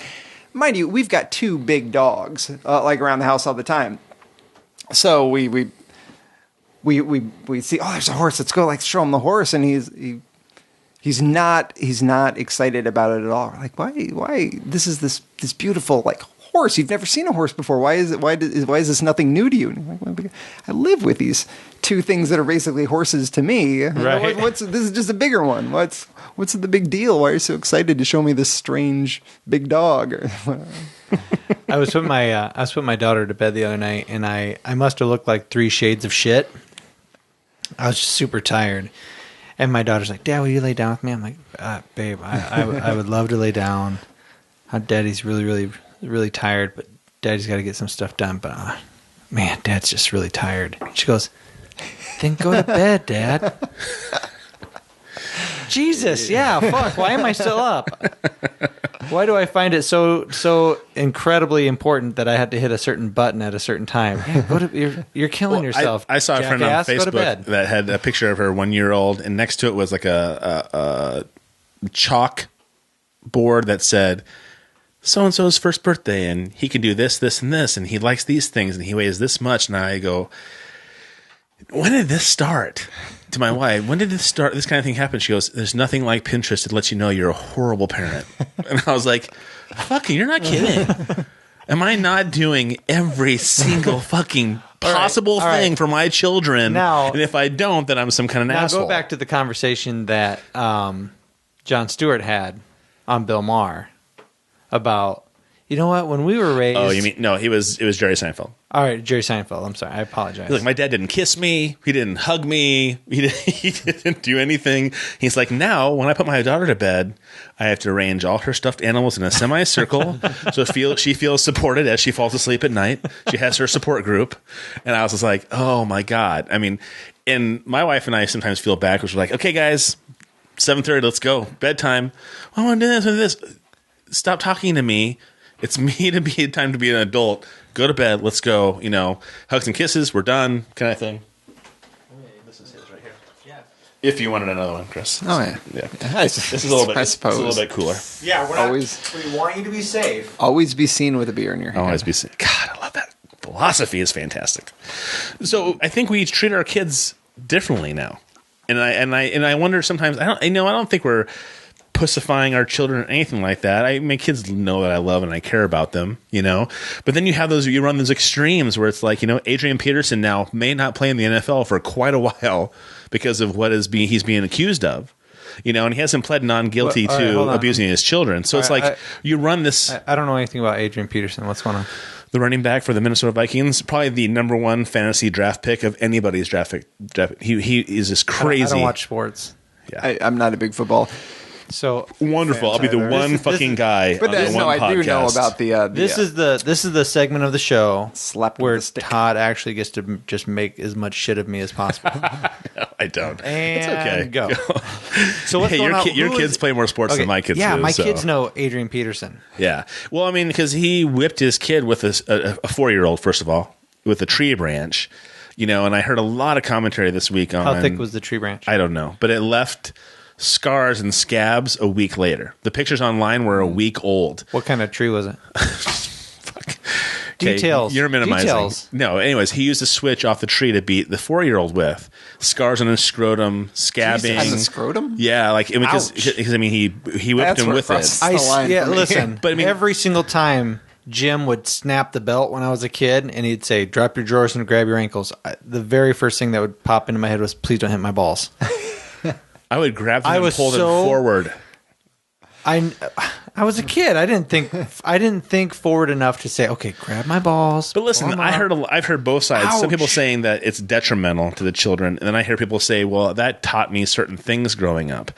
I am going to go out on a limb and say that you can accomplish the same kind of things you want to have with your kids, discipline-wise, without physically harming them. And I wanted to say you would probably be the first person I think of. You came from a very abusive childhood, and I think you part of the personality that you have and who you are now is due to the fact is I'm not going to be like that. I know a better way to do things than to do those things, and you have done that with your own kids. This whole range of how we treat our children, from the worst of I don't think the Vikings would drop one of the probably could possibly be one of the best running backs that ever played the game. That's how good he is. He came out as a rookie, like 19, 20 years old, and just creamed everybody from that point on as a running back. You just aren't allowed to do some of those things. And I think that you go from that to this, we treat our, everything has to be totally perfect or they can't do anything. Or, like this summer, my kids and I were up with our grandparents and my brother-in-law, and their kids had to have the room be totally silent to go to sleep at night. So the air conditioner couldn't run. So we all fucking sweated like pigs all night long. She couldn't, any kind of snoring, any kind of noise. We're going to wake up and we can't, So, I mean, you go from one extreme to another. And I think that if you're being a good human being and in the middle somewhere, you don't whip your kids, but you don't treat them like they have to be put in bubble wrap every night when they go to bed. They're not porcelain dolls. That's right. They're not porcelain dolls. But just like what Dakota did for me yesterday, you can create a type of anxiety, a little bit of stress, and you overcome that, and you're like, oh, okay, this is what I'm capable of doing, and I don't want to feel that way, so I'm not going to do this. Right. And I think it's okay to question yourself as a parent, too. We went and saw my brother last 1 or 2 years ago in San Francisco, and we sat down with him and his wife late one night on the beach, and he's like, so what do you guys think? He has twin boys. And my wife and I have a 20-year-old who's off into the world, and then I have a 10-year-old and an 8-year-old. And they're both like, so what do you guys think? Are we doing okay? And they were serious, like, how do you think we're doing? And I wonder, I can only imagine the stress of twins. I just want to fucking blow my brains out thinking about it. And I was like, you guys are doing pretty good. I'm never going to question you, because if you can handle the stress of two little kids running around the same age, toddlers to, because my brother talked about doing two, some women nurse their baby with the football. Like you hold them like a football, right? So the body is underneath your arm and you hold them like this to your breast, right? Okay. So she's got the double football going with twins. And so it wasn't just like, how your wife sometimes, my wife, was like, I got this. It's one baby at a time. I can nurse and go to sleep. I'm going to be fine. I'm like, let me know if you need help. I'll be happy to help. He was up every fucking time she was up. So it's like one of them got sleep and one of them didn't, and they could trade off.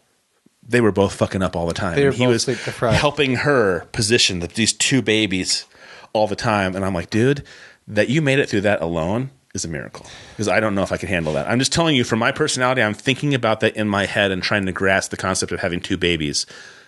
I'd go out of my mind. And then we were around these two little boys, and they're wonderful kids. Both of them running around going, Mommy, Daddy, the whining. I said to my brother one time, I was like, I'd blow my fucking brains out if I heard that one more time. If my kids talk to me like that, I'd be fucking crazy. It's like, yeah, I'm really trying to get them to not do that anymore. I'm like, please do it sooner than later so I don't go fucking nuts, and I don't think that you're going to go fucking nuts. This might be a good topic. When should you and how should you go about telling people that you care about that their children suck at life? Like, dude, your kid... He used to have a really hard time with Junior, my son, because he was he's like me in a way that he's very thoughtful and kind and loving, and he really thought that he would get the shit kicked out of him the rest of his life. Oh, you're a funny, fuzzy little bunny. Let me pull your fucking ears off. Yeah, let me pull your ears off. And I thought he was going to have a really hard time in elementary school. In life, just because he was like, oh, when I think of Junior, I think of him. Actually, I think the guy beat him, but I think Junior would have finally done this. A double rainbow! Oh, it's a double! It's so beautiful! I mean, that could have been Junior. You've known him since birth. Right. But... He's turned out to be a pretty normal kid. He has turned out to be a wonderful person. I was just really nervous because... I could only judge off of my own childhood and how I was raised. Try to find a happy medium between those two things. Well, I can't. So the way I was raised and then watching you raise your son, I was like, okay, that kid's going to get tarred and feathered in third grade. Do you want your kid to be a pussy? That's what he said to me. He's like, do you want your kid to be a pussy at some point? And I was like, listen, if he's a thoughtful, caring kid who has some struggles here and there, I'm okay with that. It's like, oh, great. And, good luck with that. I mean, that was a long time ago, though. I'm kind that of was the a while darker. ago. I'm kind of the darker of the two, And you weren't a dad at the time, and I wasn't a dad. Yeah, it's a Right. big difference. That makes it easy, not being the dad and having the opinions, right? Yeah, that's totally easy. It's a lot more Why don't challenging you now that I've just got a do son. And I'm this? like, son of a bitch, man. I would have had some words for me. When's your wife due? She's due in February. So right before the launch. Yeah, oh yeah. So it's You guys are really good on timing. It's gonna get hairy, but she'll have her maternity leave, so we'll have a little buffer. So it'll get hairy and then relax. Knock on wood. Yeah. I'm sure you've hired people for a lot of this stuff, but you need heavy mover or heavy lifters. You got two free bodies right here. All right, I'm sorry, I do. Go ahead. All right. I'm more than happy to help you, Chris. I'm gonna redefine this. I would love to help you. You don't want to be So- volunteered? Hey, don't tell me what. But I would. I would love to help you. I don't know about the head. I don't want to just be looked at as a mule. I have a brain too. Dude, people look at us like mules. It's okay. Think about Shannon. Shannon Ramsey owns and runs Trees Forever, co-founder.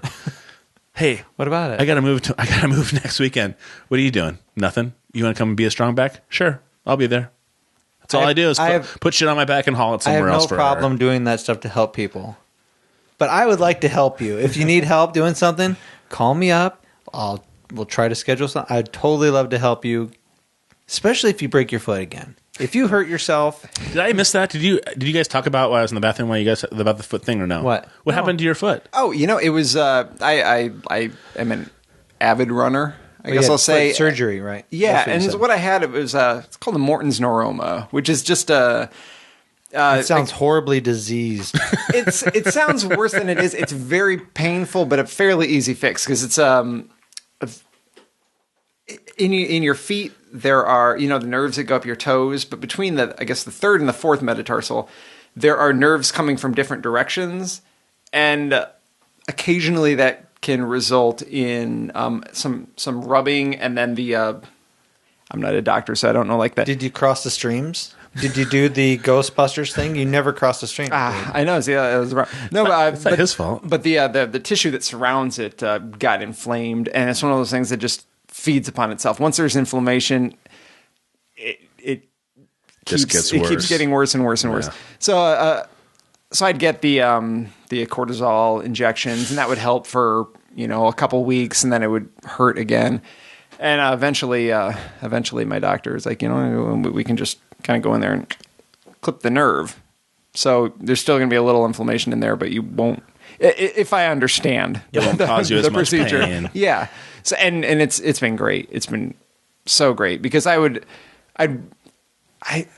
loved running, but I would just have these injuries that would seem to happen all the time. And since from my IT band, I'd have like sore knees, and then I'd have like the foot problem, and it'd go back and forth. But now that I've gotten that fixed, and it's without the pain there, it's really helped me improve my form, and then I haven't had any of the knee problems, and it's nice because I've gone from a point of like I love running, but I was always limited by these chronic issues. Sure. And now I feel I can go out running, and I'm limited by just what my actual limitations are. Like I can't go any faster. I can't, my lungs aren't big enough. My muscles are sore. I've only got an hour today to run. Yeah, rather than I'm getting stabbed in the foot, Right. and my knee is just preventing me from even walking. So now it's great. I can just go out and Running run till I'm correctly tired. really turned running around for me. Running on my toes and things like, my wife and I now run in like minimalist shoes so that we can run Yeah. more on the balls of our feet. Yeah. It changed everything for me. I'd always been like a runner, like I have to run, so I'll just go run. And I was just fucking planting my heels and breaking the cement. And so once I realized I could be a little bit lighter on my feet and run on my toes, and so I just started over. I started just like, jogging on my toes and then walking and just slowly getting my body back in, or used to doing it that way. It just the impact on my body was just night and day. It's pretty wonderful. Yeah. Just keeping a faster cadence keeps that happening. You spin your legs faster, and they just tend to land in the right spot, like right under you. So you're not reaching out and just slamming down and pushing Right. hard. You're just kind of floating over your feet. And that's how I tore my hamstring. It's exactly what happened. I was telling him, I'm usually, when I do CrossFit, I'm very mindful because I know how many injuries can be involved if you're not thinking about it. So with all the Olympic lifting we do, I'm always very mindful. And so I try to apply it to everything that we do there. And so this one day, that was our whole entire workout was 10 100-yard sprints. That's it. And so we're sprinting 100 yards and walking back and sprinting 100 yards, walking back. And it was like the 6th or 7th one. So I wasn't cold. I was warmed up. And I was chatting with the guy next to me. And I was not thinking about it. So he said, 3, 2, 1, go. And I can remember planting my heel, pop, and it was done. And I just was like, my first thought was like, God damn it. I know better than to just go out and haphazardly do something when you're fucking 45 years old. You better be a little more thoughtful about what you're doing because it's got me laid up. I mean, I haven't stopped working out or doing things, but it's laid me up from where I know I could be for, a month or so. And it's just good to be mindful about how you treat your body. So with loving running as much as you do, did you ever start to subscribe to that way of thinking of barefoot running and 5-fingered shoes and? Yeah, I mean, I have a pair of the Vibram, like 5 fingers. I never liked them because it felt weird. Like it didn't feel like barefoot running because like your toes are spread out. But then I got like you're a monkey. Yeah, totally. Then I got some the Merrell trail gloves, and those are great because they've got the big toe box. They're minimal. Actually, I think the soles might be made by Vibram. I think so. And they have, is your big toe separated and the other 4 are together, or no? They're all together. No, it's just like a normal shoe toe box. But I like those a lot because I feel connected to the ground, but I don't like. There's nothing like wedged in between my toes. Because I mean, if you run in 5-finger shoes and you like have to run on the grass for a second or anything like that, shit will get caught between your toes, and you have to stop and you have to pull it out. Oh, I've had that happen where like a rock is stuck in there. Son of a gun. Totally. There's a book that talks about these. They're almost like superheroes. The Tarahumara Indians. Are we running? It's called. Is it called Running? What's the name of that book? Born to Run. Born to Run. And my sister was the one who introduced me to that too. Yeah. Actually, that right now when I'm driving around, I listen to the audiobook of Eat and Run, which is Scott Jurek, who was, I guess, one of the major characters in Born to Run. And so it's interesting because there's a lot of like crossover of stories, so you're getting different perspective on the same event. Is it the Merrell Vapor Glove? Not the Vapor Glove. The ones the first ones I got were the Trail Glove, and now I've got there you go something else. Oh, that was a good R. Okay. I think I see the Vapor Glove's the popular one. Oh, is it? Yeah, that might be the new ones I got. I'm not actually sure what they're called. The Train Glove is a new one too. What do we got? Are you seeing anything that looks? No, they're not like 5-fingered-ish by any means, but the Vapor Glove looks pretty sick. I wonder if that is. I like a shoe that has. I mean, I got a pair of New Balance. Mm-hmm. Everybody at CrossFit's trying to get me to get these Nano 4.0s or what these like. They are minimalist shoes, but they have a wider platform for Olympic lifting. Oh. And so everybody keeps trying to get me to get those. You ever heard of ASIC 66? They're from the Mexico 66 Olympics. They're like an old school Tiger. ASIC Tigers from way back in the day. Oh, they Mitsuyashu? Yeah. Or something. Yeah, and they're super flat. Yeah. I have 4 pair, all different colors, because I wear them all the time for everything, because I run in them. He's a shoe whore. No. By the way. I'm not. You are a shoe whore. I haven't bought a pair of shoes for a long time. I have one pair of tennis shoes, I have work boots, and I have flip-flops. Because you don't buy more than one pair doesn't make somebody else I'm a just shoe saying, whore. when you coordinate your tennis shoes with what you're wearing. But I wear all these shoes for work, for working out in, for running. I don't use them just for one thing. Tennis. These shoes, I play in tennis all the time. Because they're super flat and my lateral movement isn't quite as supported because you don't have these big plastic shoes on your feet. Right. But I like them because they're super light. Shoe whore. You're an asshole. I think any man who coordinates his shoes. These Vapor Gloves by Merrell look pretty awesome. Vapor? I might have to try those because I bought a pair of New Balance and I like them a lot, but they literally are all plastic, and so nothing in it feels soft. Kind of. Now they are fun, they're okay to run in and okay to work out in, but they just feel like all like this like like every single part of it was made in China by some small child. And they all are just like, it's just all plastic. And I just don't like it. I like a little bit of cloth so it feels comfy, right? Yeah. So these Vapors look pretty sweet. I had never heard of Vapor running shoes. These are awesome. Is that it? Todd, check it out on the monitors. Are those what you're looking at? Right up there. Oh, those are the ones right there. Right here? Those look pretty similar. Vapor Glove right there. Fuck, it says Vapor right there. Okay, just want to make sure. Yeah, I started off in the trail gloves, which I thought were great. They had a thick piece of plastic as, I guess, like a rock sort of, so for running on trails, so that if you step on a rock, it's not going right into your foot. Oh, yeah. Because those 5-finger shoes hurt if you step on a rock. Well, yeah, I ran the trails just right over here is like a mountain biking trail. Mm-hmm. And so I'm like, hey, kids, let's go for a little trail run. So my kids, which, by the way, my 8-year-old beat my wife in a 5K yesterday. He did a great job. Smoked her. On the trails? No, we there was a 5K. It was the Ingda race, which was a benefit run for some friends of ours who lived in the neighborhood here who passed away, and it was a benefit for their kids. Those are my shoes. And you're right. Vibram does the sole. But so, my 8-year-old, I mean, he runs around and plays, but he doesn't to run go out a 5K for a run. is pretty awesome. But we said, hey, kids, remember, this Saturday we're going to go running. We got the 5K, so you can walk or you can run. But Mom's probably going to run, and if you need Dad to stay with you, he'll walk with you. So the whole thing kicks off, boom, and my youngest 8-year-old, boom, he takes off. He's at the beginning of the pack. My other 8-year-old, he's at the beginning of the pack, and I'm like towards the middle or the end.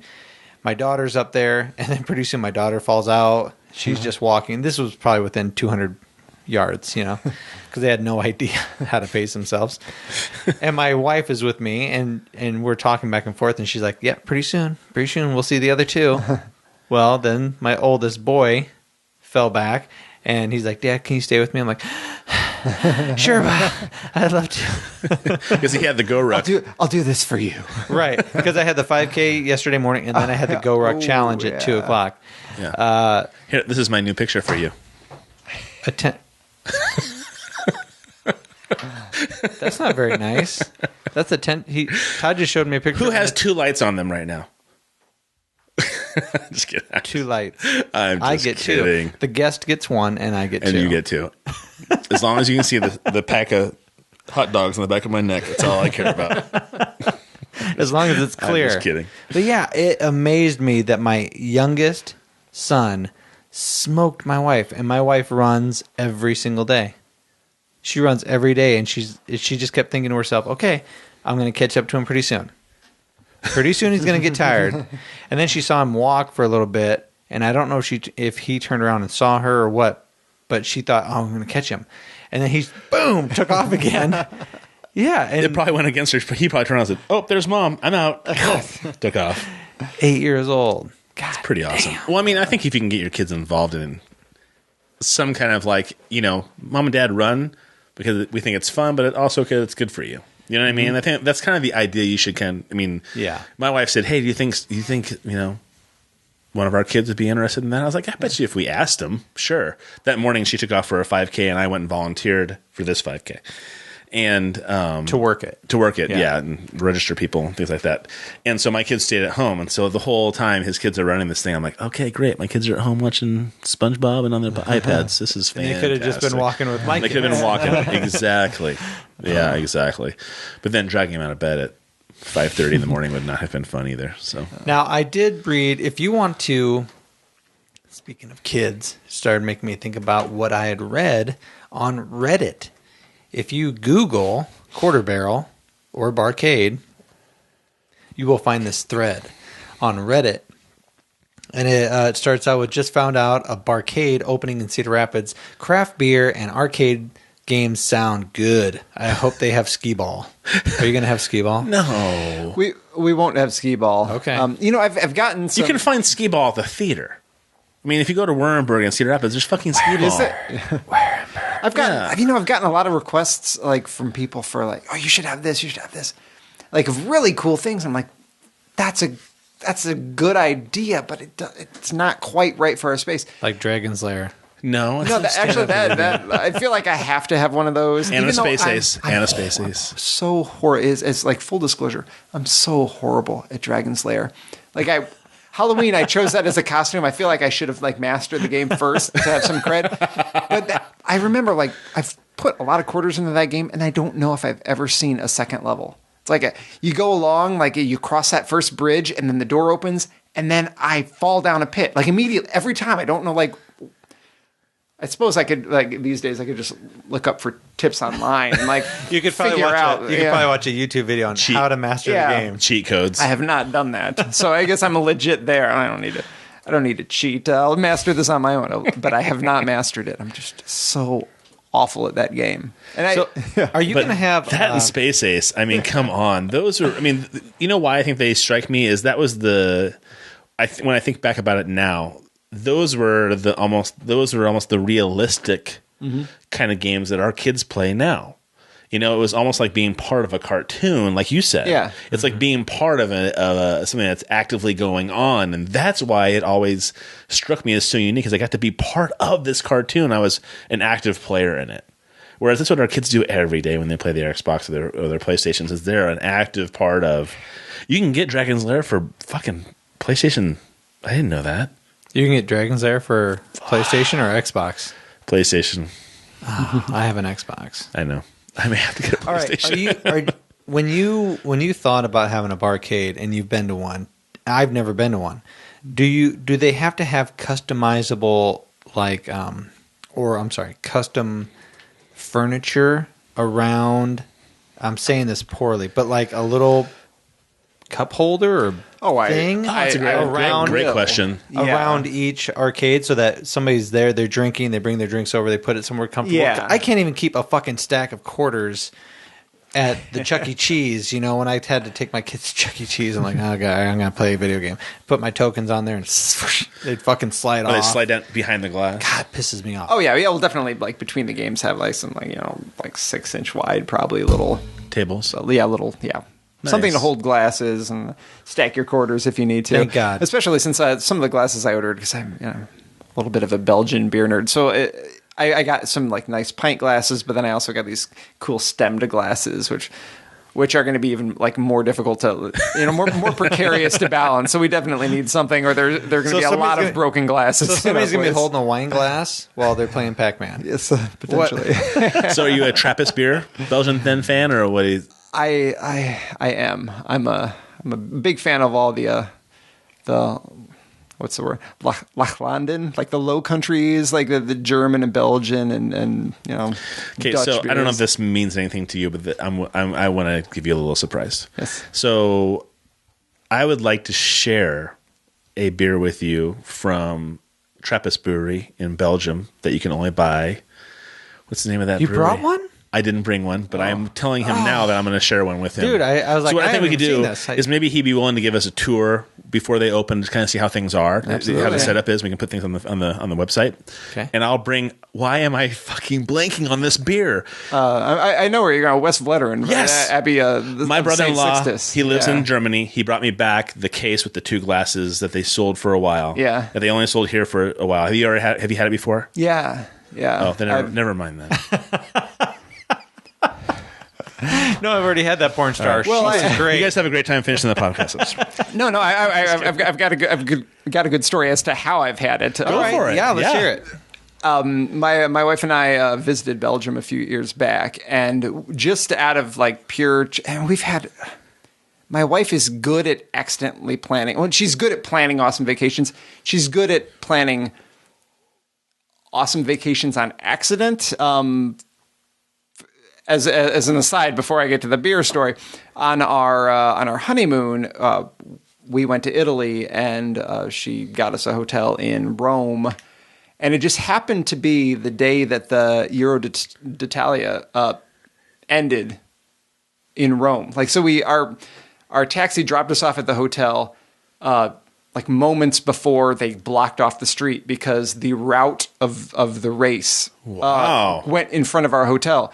So this is great. So we had kind of stood outside of our hotel for a while and watched these world-class racers walk by. And we're like, why don't we just walk to the finish? So we walk along the racetrack and like see Lance Armstrong, like all these great like racers just as we're walking down the street. Sweet. But yeah, no, in Belgium, we stayed in Brussels for a few nights, and the first weekend we were there was a big beer festival in the Grand Market, the big historic space there in downtown. And West Vletteren had some beers available, and granted, they had like a few beers that you could get the whole time, but the West Vletteren 12, which is the one they offered like in the collector cases with the glasses and whatnot, they only released at a certain time, so like 2 p.m. or something. You could come and get it until they were out of it. And there's a big group in front of us. Towards the front of the group, towards the end of what they had available, was a big group of Japanese tourists. My wife is Filipino. Filipinos don't look anything like Japanese folk, but they're getting their beers, and we're pretty sure they're about out of what they have to offer. So my wife just kind of ducks down, sneaks up, and like just becomes part of this tourist group. Okay, and then comes back with a glass. Just, you owe me. I'm like, fair enough.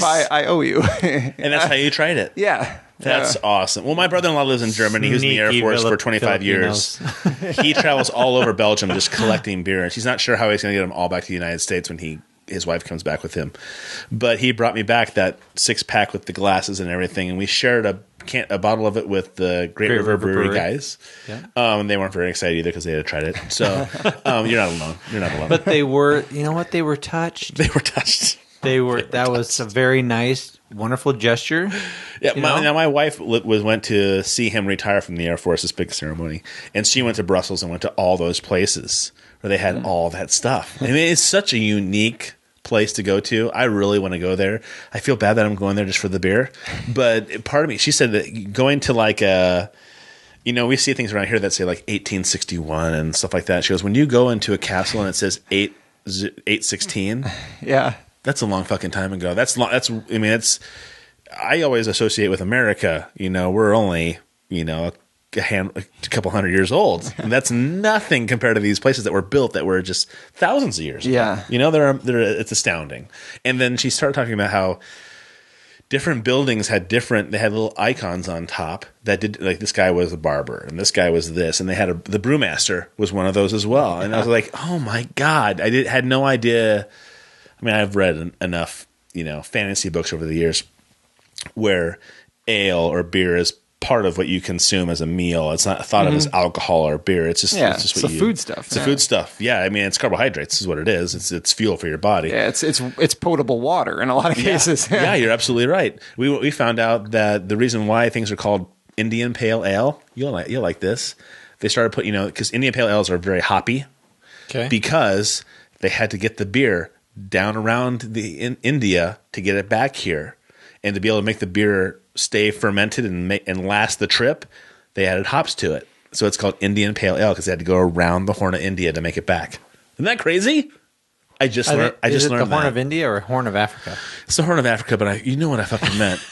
I would love to tell a story without him busting my fucking balls. Listen, I'm not trying to bust your balls. You know what? Oh, yes, you are. It just means he's a really good listener. To nitpick like that. You. Chris, God damn it. You're fucking enabling. When I regurgitate these stories to other people, I want to make sure that I know what I'm talking about. No. It never starts out like that. It never starts out with my dumbass like friend that, Todd. But it doesn't start like that. It's what? I didn't know how else to describe. Wait a second. You're telling me there's no tooth of India? I didn't. My dumbass friend Todd. I didn't mean to. I meant the horn as in like you had to go around the end of India. It sticks out. The tip. The southern tip of India? The tip. Is that all right? I don't know. Yeah. Dude, I'm not perfect. I'm fine. Anyways, that's what Indian Pale Ale came from. I had no idea. Mm-hmm. It was an amazing story when I heard that. And it was actually a waitress who told me that at Big Grove Brewery. Yeah. Hops, they're a preservative, a bit of an antioxidant. Oxygen being the big bully to beer. That's what I need to hear. Antioxidant. You need to drink a lot of hoppy beer because it's got good antioxidants in it. Now, I asked this question of the guys down at the Great River Brewery. They lied. They led you astray. They were completely wrong, whatever they said. Well, it's like a big chemistry set, right? When you're putting together beer, you probably have a recipe or whatever, but do you feel like you just are you at this point where you can experiment a lot because you've worked at different breweries and you have this knowledge base behind you? Are you going to have seasonal beer? Are you going to have things that are just like out of the blue, like, hey, here's a specialty beer, and is that what it's going to be like, or no? Yeah. Well, the plan right now, I haven't decided on an exact number of draft lines I will have. In the end, I want to have a pretty even split between like the beers that I'm brewing and just beers that I love, like guest taps, probably half and half. So right now I'm thinking 16 taps, although there's so many bars in Cedar Rapids with, like just down the street, Bricks has 48 taps and a really good beer selection. So maybe if I'm going to be competitive, I'll have, I'll have more than just, 8 guest taps. You can't walk through Bricks because it's like 5 feet wide. Other than that, I like Bricks. Yeah, you know what? I love Bricks when it's not packed. Like you go there on a Monday night and it's the best bar in the world because the staff is awesome. Yeah. They're really nice and they've got great beer. But when it's packed, it's a little fucking horrible. But when it's packed, they're not hurting for my business. So clearly, That's true. but I guess back to the question. Yeah, as far as the beers I want, the plan right now is to have about 8 of my own beers on tap at any time, and probably half of those will be pretty consistent brews, and the other half are largely going to be whatever I want to brew. And that's the nice thing about being the owner. Yeah, and that said, before I studied brewing, I studied actually winemaking at DMAC because they have an enology, which is like study of wine, and a viticulture program. And my instructor from DMAC, he got in touch with me recently. We've kept in touch, but he got in touch with me because he's now a consultant to different wineries in the Midwest. He was like, I'd be interested in like expanding like my beer knowledge. Can I work with you in like a consulting? In a consulting way? I'm like, well, it certainly can't hurt.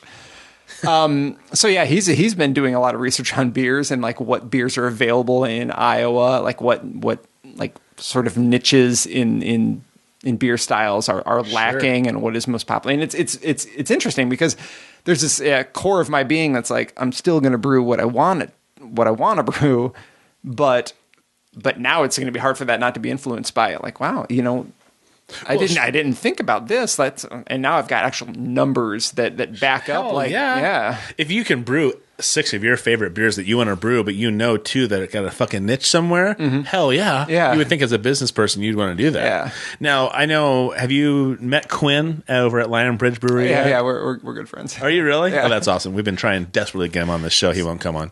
I'm going to see him tomorrow. Want me to twist his arm for you? I'm just kidding. He's very busy. But I mean, whenever I talk to him, and I've talked to him a couple times and some emails here and there, the guy's fucking crazy busy brewing beer. I mean, he's not like socializing and schmoozing. He's got his mom and dad running the shop and the kitchen, and that he has his place set up pretty well. And we've talked about doing a podcast in that'd be his cool. brewery. It'd be really awesome. Such a beautiful space, too. Oh, it's incredible.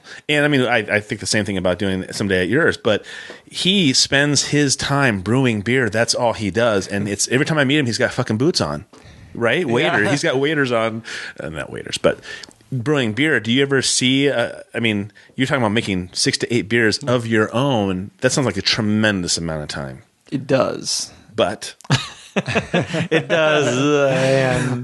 Well, I would say one of the major differences, I guess, between the Quarter Barrel and Lion Bridge would be that, I mean, a lot of it comes down to just the licensing aspect. Lion Bridge is what's known as a native brewery. He serves only his beer. He could get he does serve like a few guest drafts, but we're gonna have a full bar and a larger percentage of guest drafts. So hopefully our beer sells well, but I'll have the tap space to work with to sort of adjust percentages to what I am able to brew. So I'm like, well, you know what? I can't keep up on 8 taps. you know what, we'll have like more guest taps for the time being, you know. And So you think he might carry like a Lion's Bridge if he has a tap open? I mean, is that something that he would be? Yeah, I'd definitely carry some of his beer in my shop. And even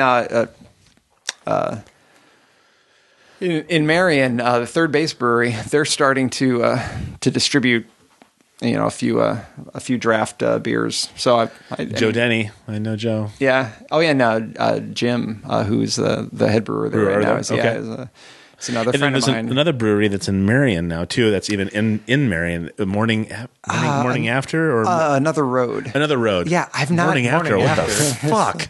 But he got Another Road from Morning After, so there must be some correlation. I like that. I like that. I'm gonna have to maybe call a beer morning after. Yeah, like hair of the dog. A little tomato flavor. Yeah, you have a hangover and you just need a little bit, but you don't need something really hard to get you over that hangover. This morning I was like that. I was laying in bed going, "Wow, that was not a good idea." What could I have that would take the edge off of this? Morning after trademark.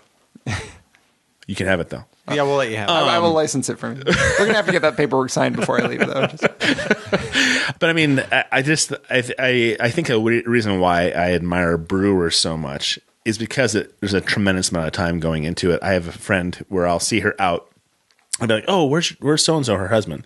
Oh, he's in the garage, and he has the big copper. He has the copper things that are from on a stand that goes from level to level to level, so he doesn't have to, like I would when I've brewed at home. I've poured it from one thing into another, and then put the cap on and put the little aerator on top, and then took that and filtered that into bottles. He's got it all set up so he doesn't have to do quite so much legwork, but he brews all the time for himself, which I think is awesome. But I mean, again, I don't see him very much because that's what he's doing. He's brewing and he's doing things.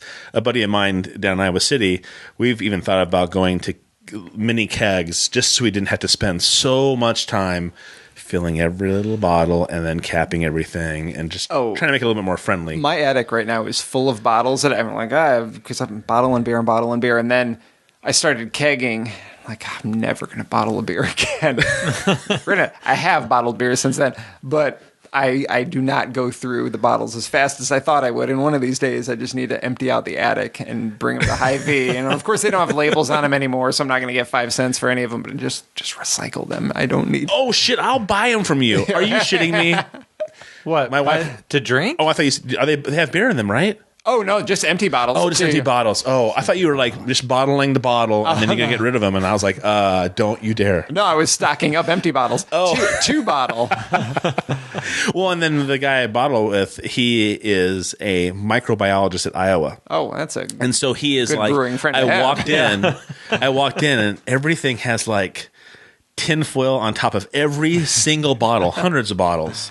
And the ones that aren't are upside down in the dishwasher that has a special sanitizing solution that nothing can get up into it because they're upside down on the rack.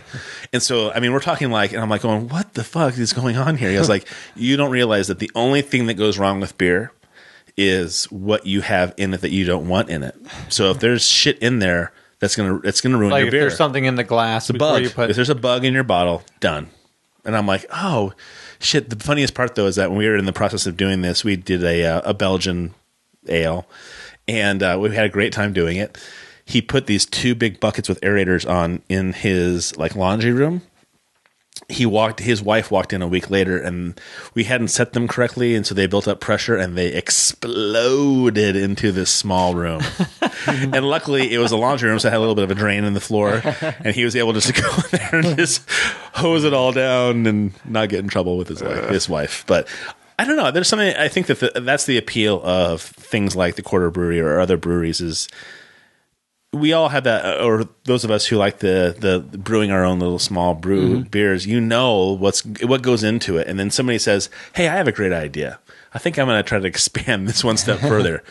Wow. That's a big step forward, to think that you can brew your own beer and make it and make it feasible and have an idea that backs it up. I mean, I guess it's like anything. We started this podcast thinking, people might like listening to the two of us drone on banter. Maybe. And maybe somebody likes to hear Todd be corrected. I mean, that every single episode. That next step, to owning your own brewery, even having been a professional brewer now for a while, I like to make sure I've done my due diligence, and like when my wife and I decide, because we're like, hey, we could, we're at a good point. We can do this bar arcade idea. I'm like, well, and someday at the end game, the ultimate goal is to own my own brewery. We can combine these elements, but like immediately after that thought, I'm like, but I mean, am I ready to do that? Like, I want to keep learning,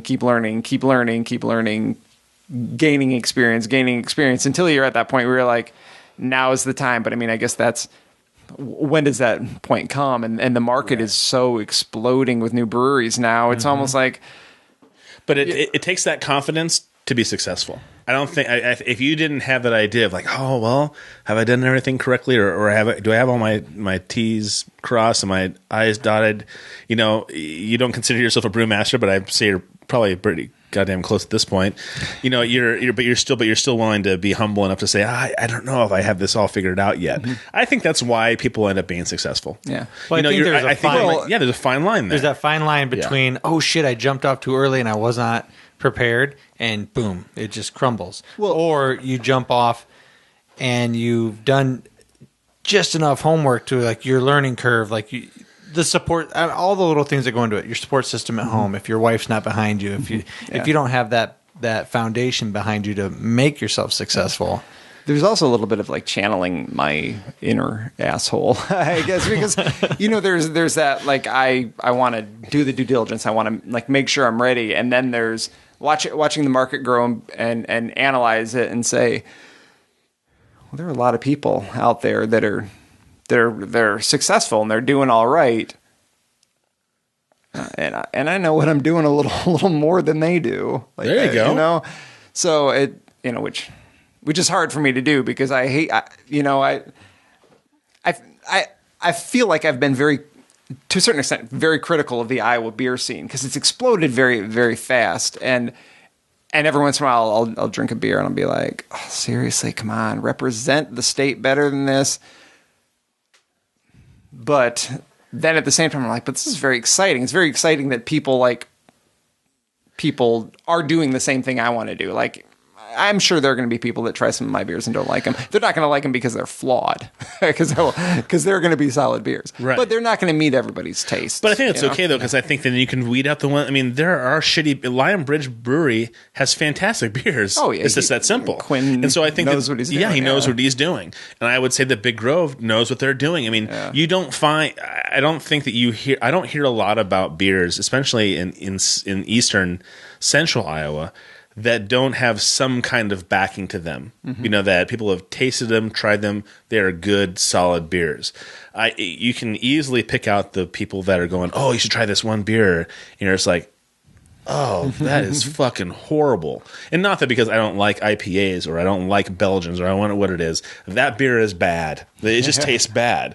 And we shouldn't just promote beers because they're an Iowa beer or a local beer or a craft brewery. Mm-hmm. You really should be promoting things that are positive, good beers. Yeah. John's Grocery in Iowa City has been around forever, and they do a really good job of promoting good, solid beers. I mean, how many years I spent making trips there just so I could get certain beers they didn't care about anywhere else. Yeah. I mean, New Belgium Brewery, we've talked about that a little bit before the podcast. I couldn't get anything from New Belgium 6 years ago, because they didn't have that they hadn't paid to cross the Missouri River line or whatever it was. And so my brother-in-law, who loves beer as much as I do, he would bring me cases of beer of Smoking the Bandit style. Across, there was a Trans Am involved. Exactly. He'd bring me a big, like the seasonal sampler, the big case full, so I could just every year I could get a couple beers of each when they do. I just loved it so much. And now they're everywhere. So I mean, I think that finding good beers and promoting good beers is the best way of going about it, and not just promoting, oh, you're from Cedar Rapids. Oh, good for you. Oh yeah, it tastes like shit, but hey, at least you're a brewery in Cedar Rapids. Because I'm a big proponent of supporting local. Yeah, but there's got to be that balance where you're not supporting. I feel like it's short-sighted to support something purely because it's local. You have to be critical. You have to make sure that what you're producing local is good to begin with, Right. you know, and you know if your market is not creating a good product, and outside of beer, just anything, you know, it's not going to last, because eventually people are going to be like, yeah, give it a try. You know, I'm going to get what I can get in the supermarket instead. Right. Well, and I think I think Cedar Rapids is doing a good job with like even restaurants. I've been in contact with Cobble Hill. Yeah. I mean, great restaurant here in Cedar Rapids, but they're not doing it in a way it's like this big, grand, like craziness. It's like, we came from Brooklyn with this idea in mind, and we've applied it word of mouth, kind of, you know, let people know about it. And now they're doing really, really well. And I contacted them we're going to do a podcast from their restaurant, probably November sometime, because they're closed on Mondays. And so we're going to do it on Monday. And, is that when we're doing drink of the week type of a thing? no, that's just an idea you and I had. Yeah. We had this drink of the week type of thing where we would be there with somebody's token bartender, great personality type of thing, and then just like, hey, why don't you make us a drink? We were thinking, what was it, 6-8 months ago, A while ago. that might be a great opener for the podcast, which is...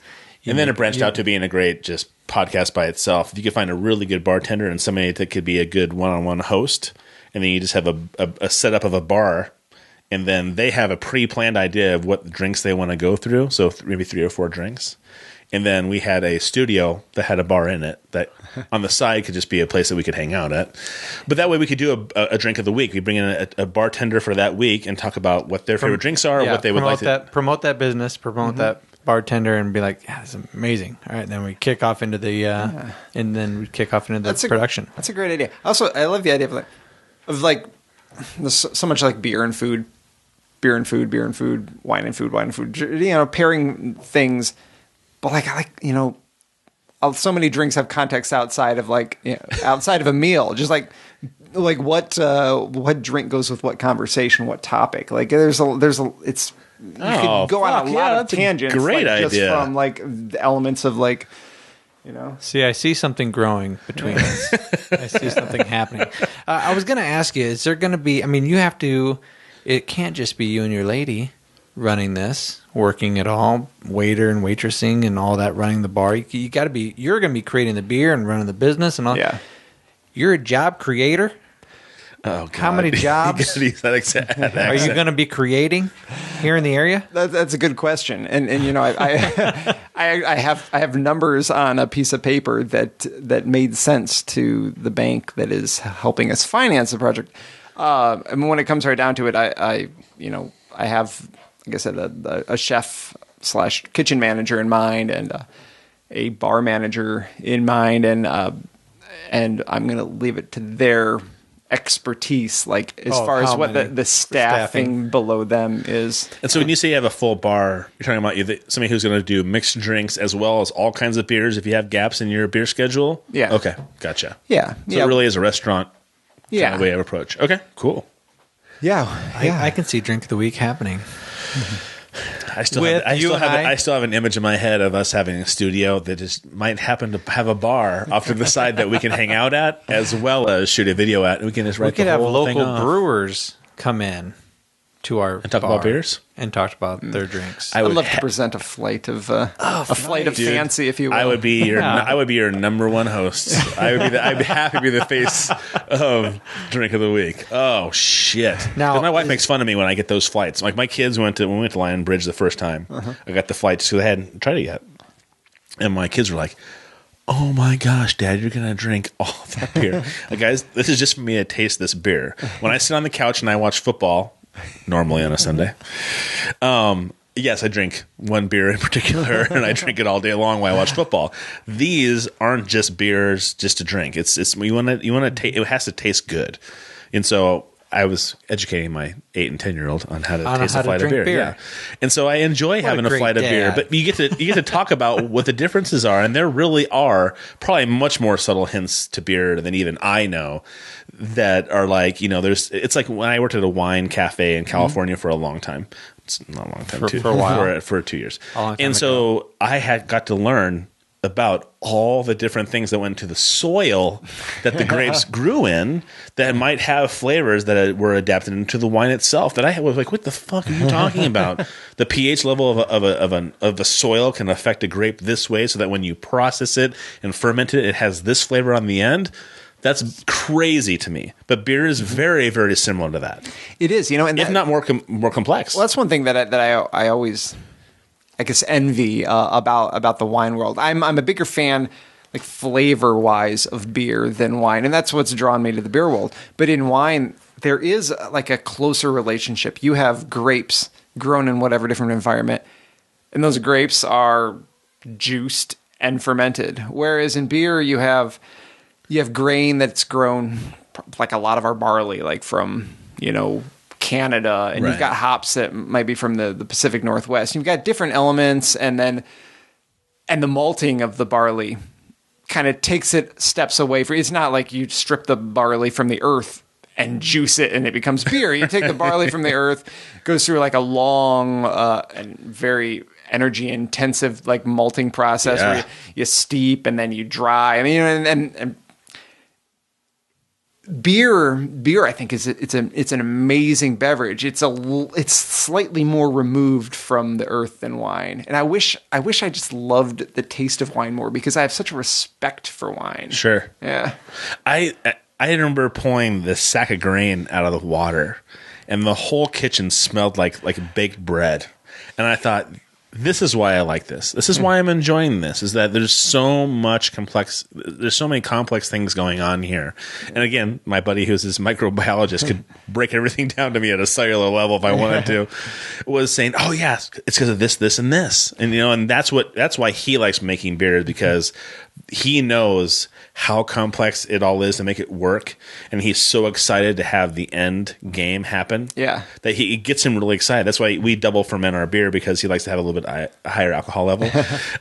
He thinks it tastes better because of that. But I like he gets excited about that, and I think that's half the battle. If you are loving what you're doing and you can get into it. I mean, I'm into Quarter Barrel more now than I was at the beginning of the podcast, because I know how much you're into it. Well, you don't want to make money. You're not looking. I mean, you want to make money. You want to have a successful business. All those things. But behind that is a core value of, I want to bring something quality wise to Cedar Rapids. It's the Steve Shriver part of things. Yeah. I'm a multimillionaire. I can do whatever the fuck I want. But I want to make sure that I'm bringing something all the time better. Can I ask you a question? Your place. Mm-hmm. Again, this could be a total shit idea, but I'm going to throw it up against the wall, see if it sticks. Ugh. Sorry. I'm just giving him I didn't know because it was right after a sip. I don't know if it was like a response to the beer you just sipped or the comment. It is Busch Light, because it very well could be the sip. All right. Two things. Yes. Okay. One, does everything in your Quarter Barrel have to be arcade? Or can it be game, period? Because the only reason I ask is because one of my favorite things to do while drinking is play Cards Against Humanity. I don't know if that would ever enter into your business plan, a set of Cards Against Humanity at every table where people can come in and play.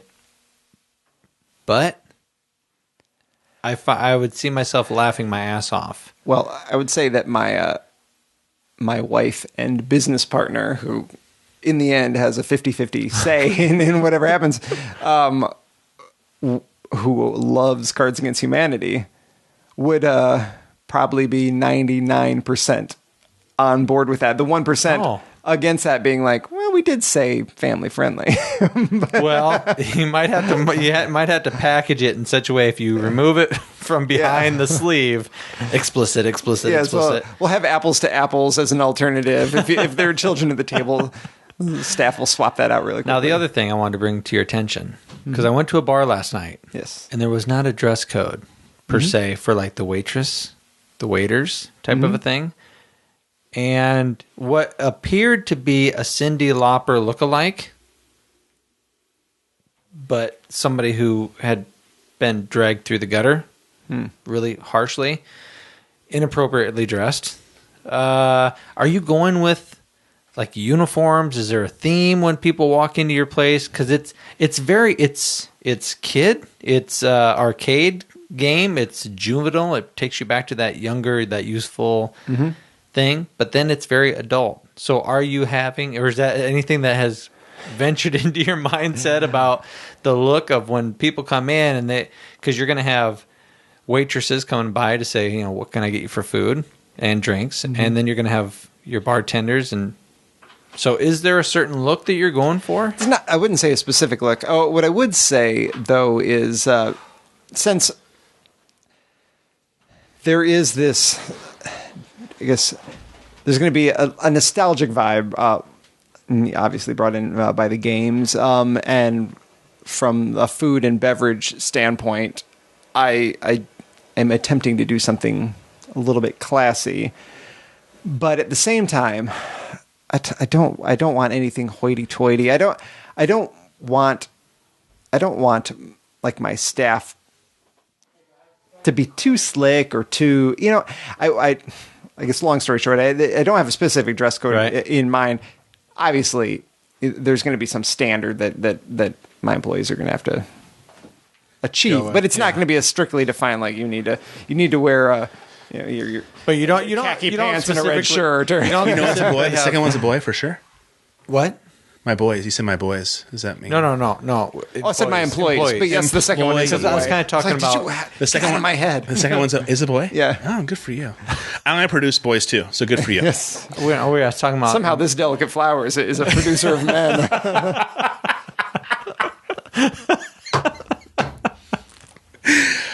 You're hard as fucking nails, Chris. Don't you dare for a second. I was asking him about employees because I went to a bar last night and a lady that looked a lot like Cyndi Lauper, aged 50 years, and was in the clothing of a 19-year-old and shouldn't have been.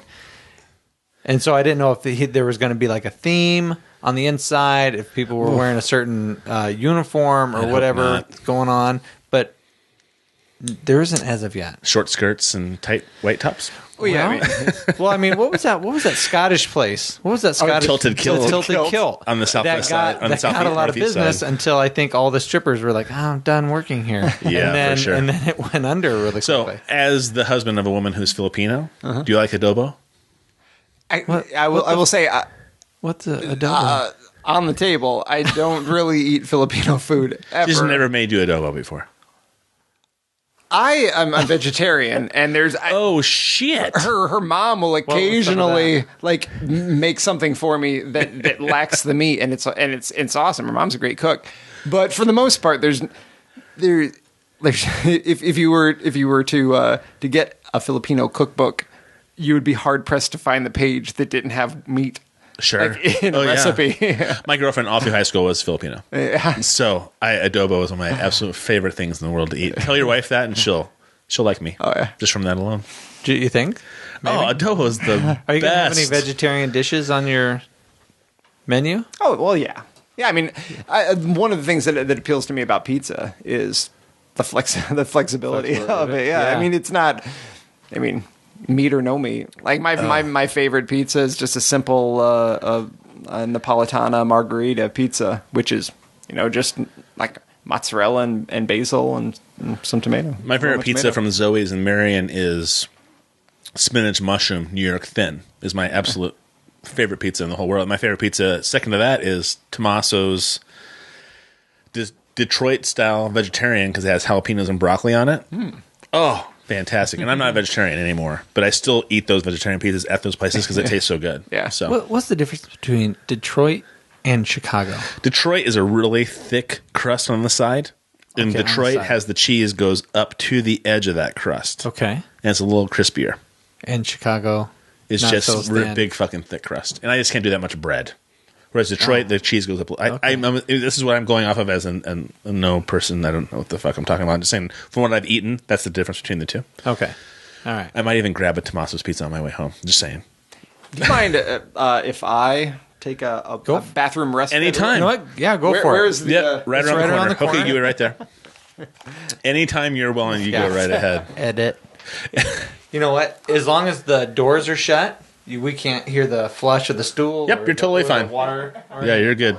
Do what you got to do. Yep. I opened that because I opened the door because it's like a fucking sauna in here, like a stinky, smelly sauna. Stinky, smelly. It is. It smells yucky in here. I walked out there and I walked in. I shut the door and I right away was like, heat, oppressive, smelly. Yeah, it's your crotch probably. Just go. When he comes in, we'll just leave the door open because I opened the window out there. I told the kids to be quiet. The door's closed. Yeah. Oh, I didn't yell. I was nice. I could hear you just speaking to them. I like him. I really like him. He's a good dude. Yeah, he's a neat dude. Again, I'm listening to him talk. I'm watching him. I'm just going, I am so fucking lucky. I feel so lucky. I get to sit here and talk to this guy who has a wonderful idea and it's like, you know what? Fuck, I'm bringing it to the table. I'm just going to see what happens. And it's not haphazardly. He's learned how to brew beer. He's learned how to do what he's doing. He's got a business plan. But he's still taking a chance. You know what I mean? I think it's for sure. It's impressive. I don't know. I feel very lucky to keep meeting these people that have the same philosophy as everybody else. It's wonderful. I didn't think we were going to be going much longer. We're 2.5 hours in. Yeah. So I was gonna bring up his Facebook page, but if there's anything else that you wanted to ask him, I got nothing else. We should bring up the Facebook page, let him wrap things up, or talk about things that are coming up in the opening, and then we'll be done. Okay. Yeah, good podcast. But I'll cut all of this out. I like him a lot. It's a good dude.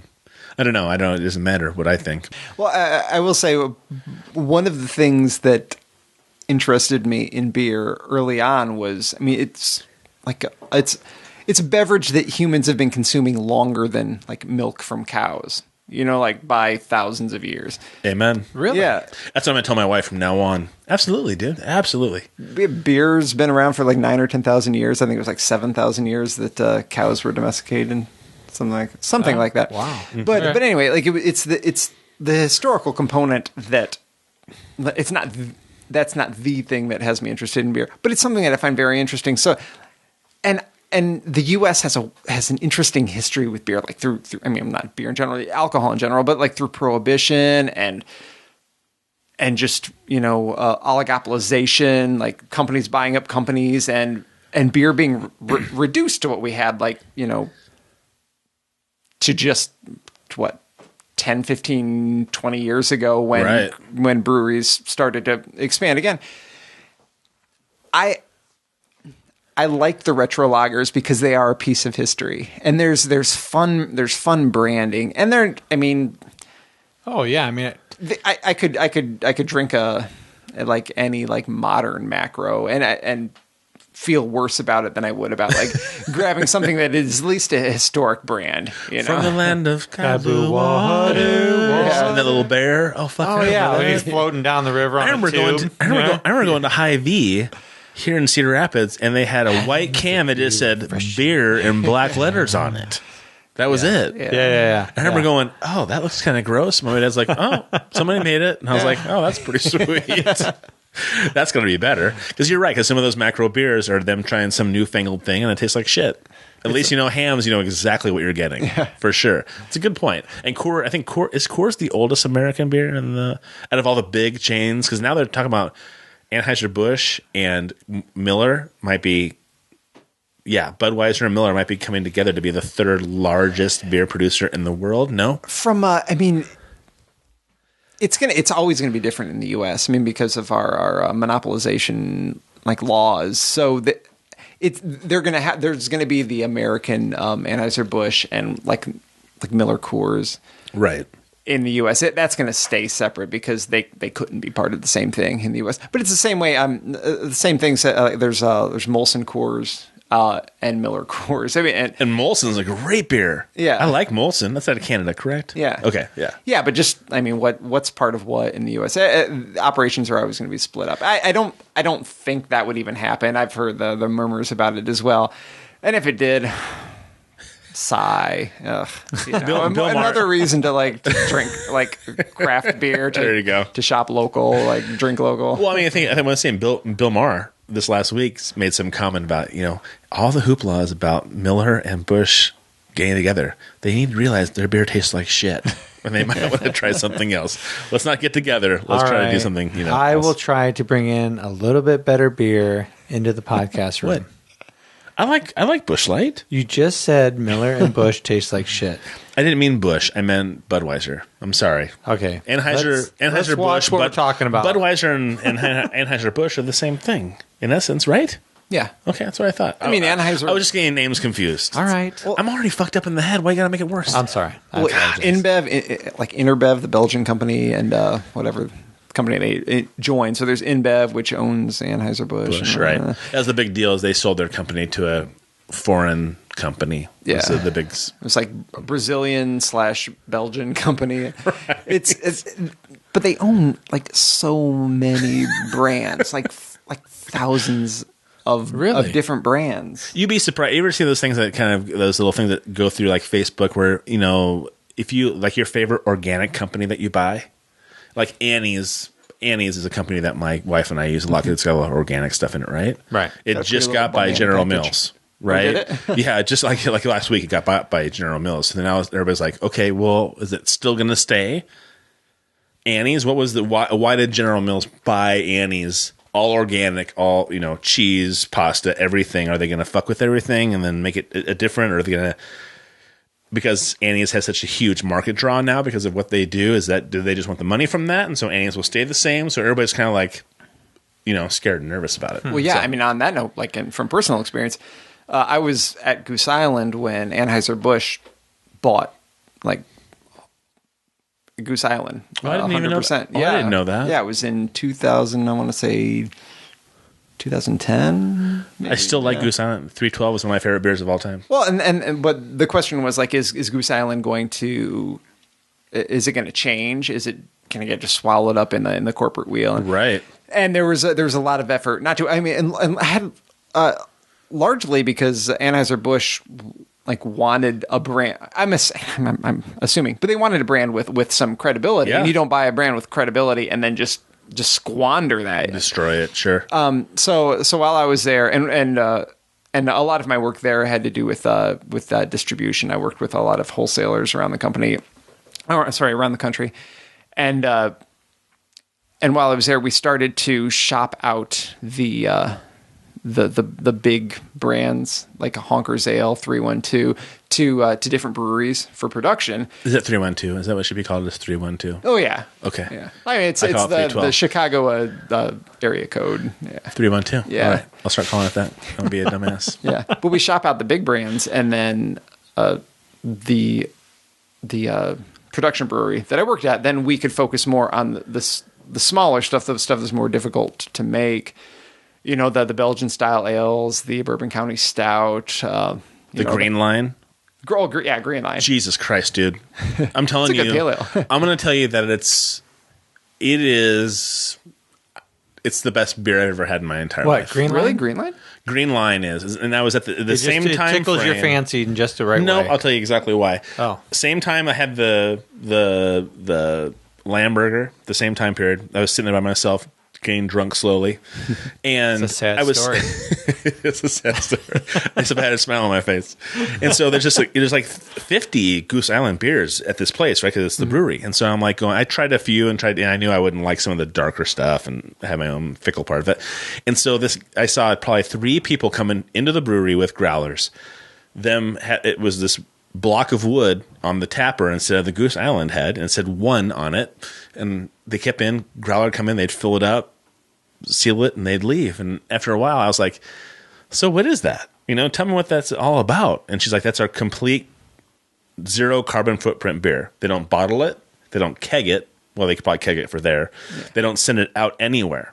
They only serve it there, and they only put it in growlers or glasses so that they don't have any trucks taking gasoline going anywhere.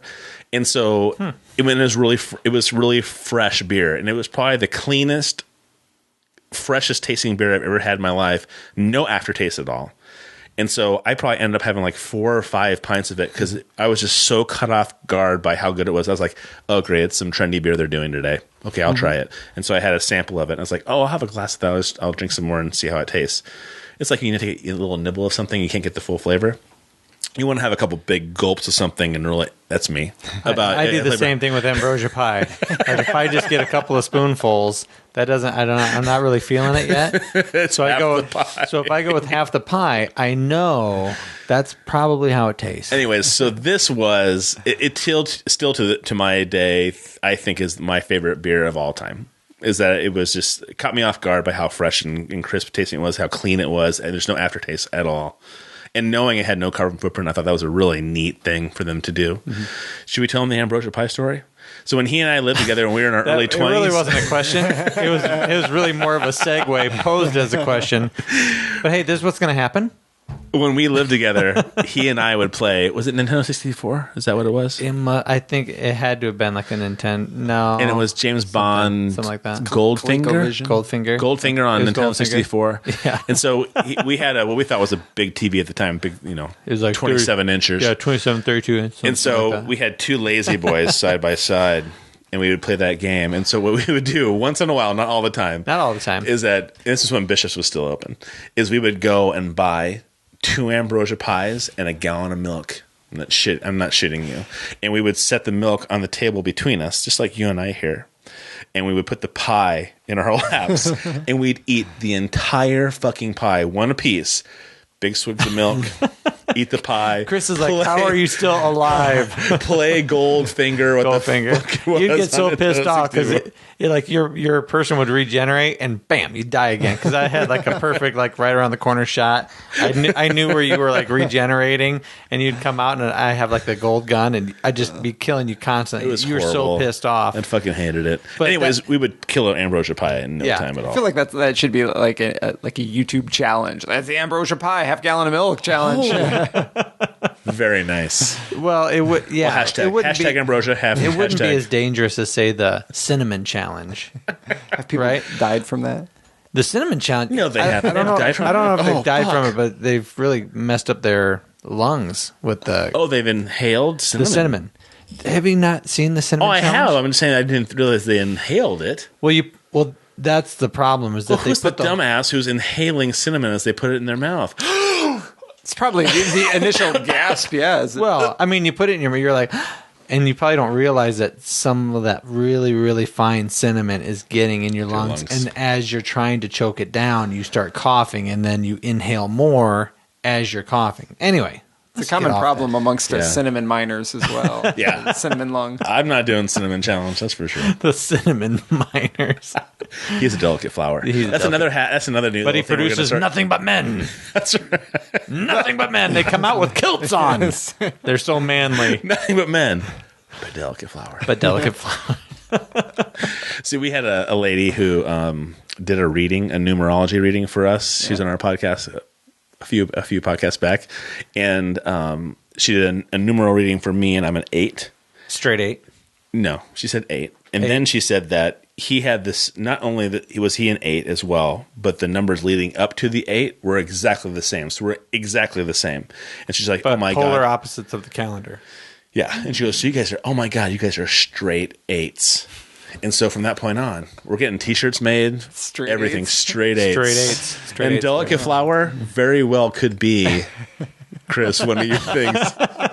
I think delicate flower would be if we had like a fucking beer mug and shit, and it said delicate flower. He could have like a super manly beer master. Delicate flower on the back. Oh, absolutely. I'd buy that T-shirt. I'd buy it too.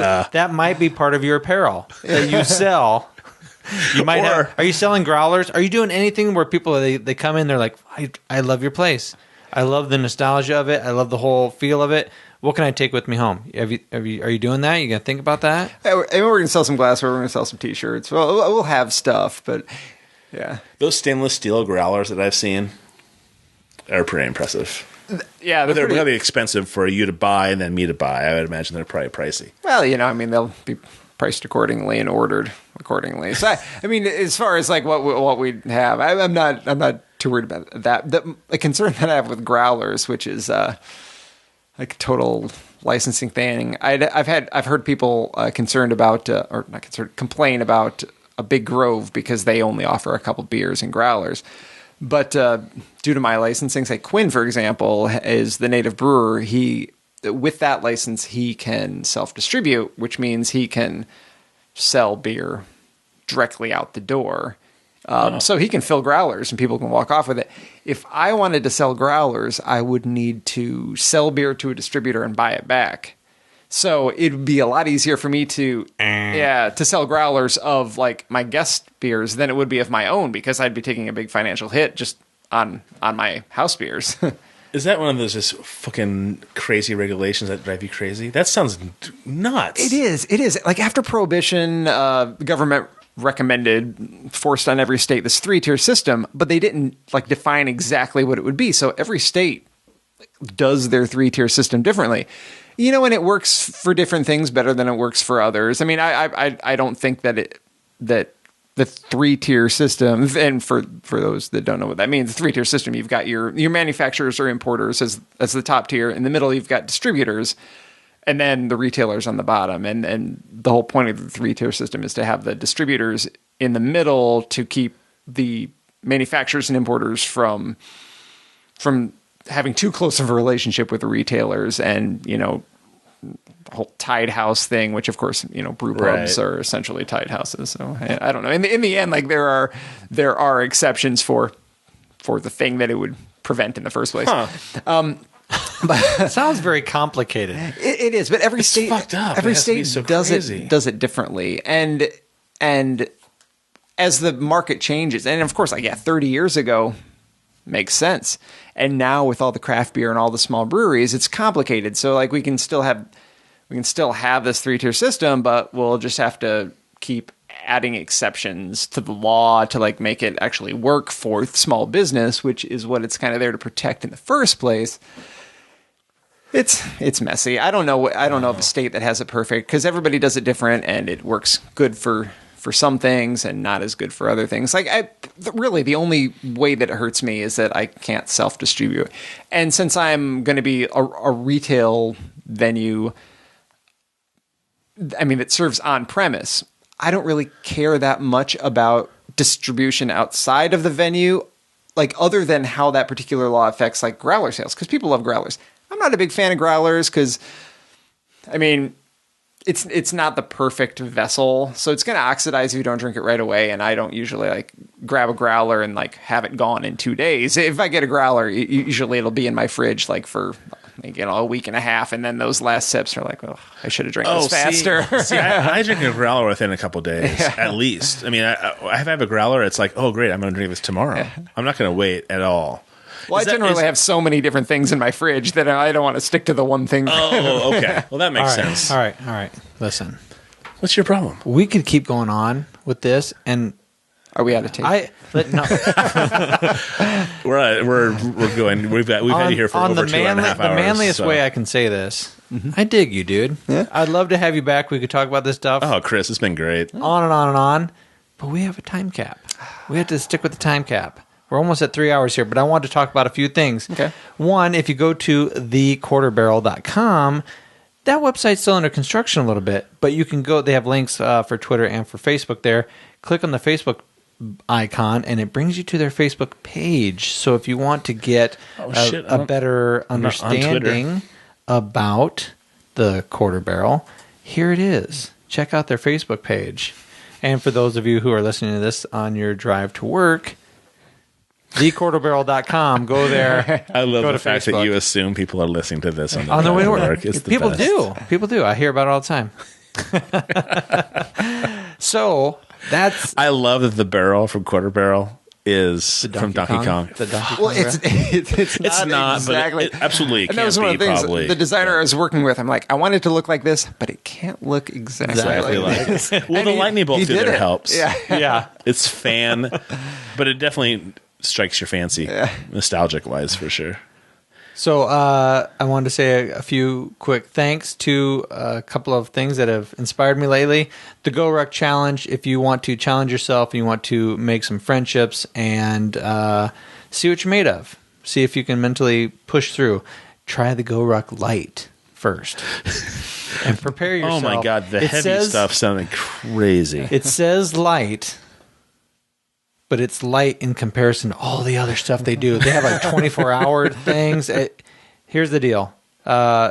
get in shape, be ready for it, and prepare to have your ass kicked, is what they say. And it does. It kicks your ass. You're sore the next day for sure. Cards Against Humanity. Love it. Makes you giggle.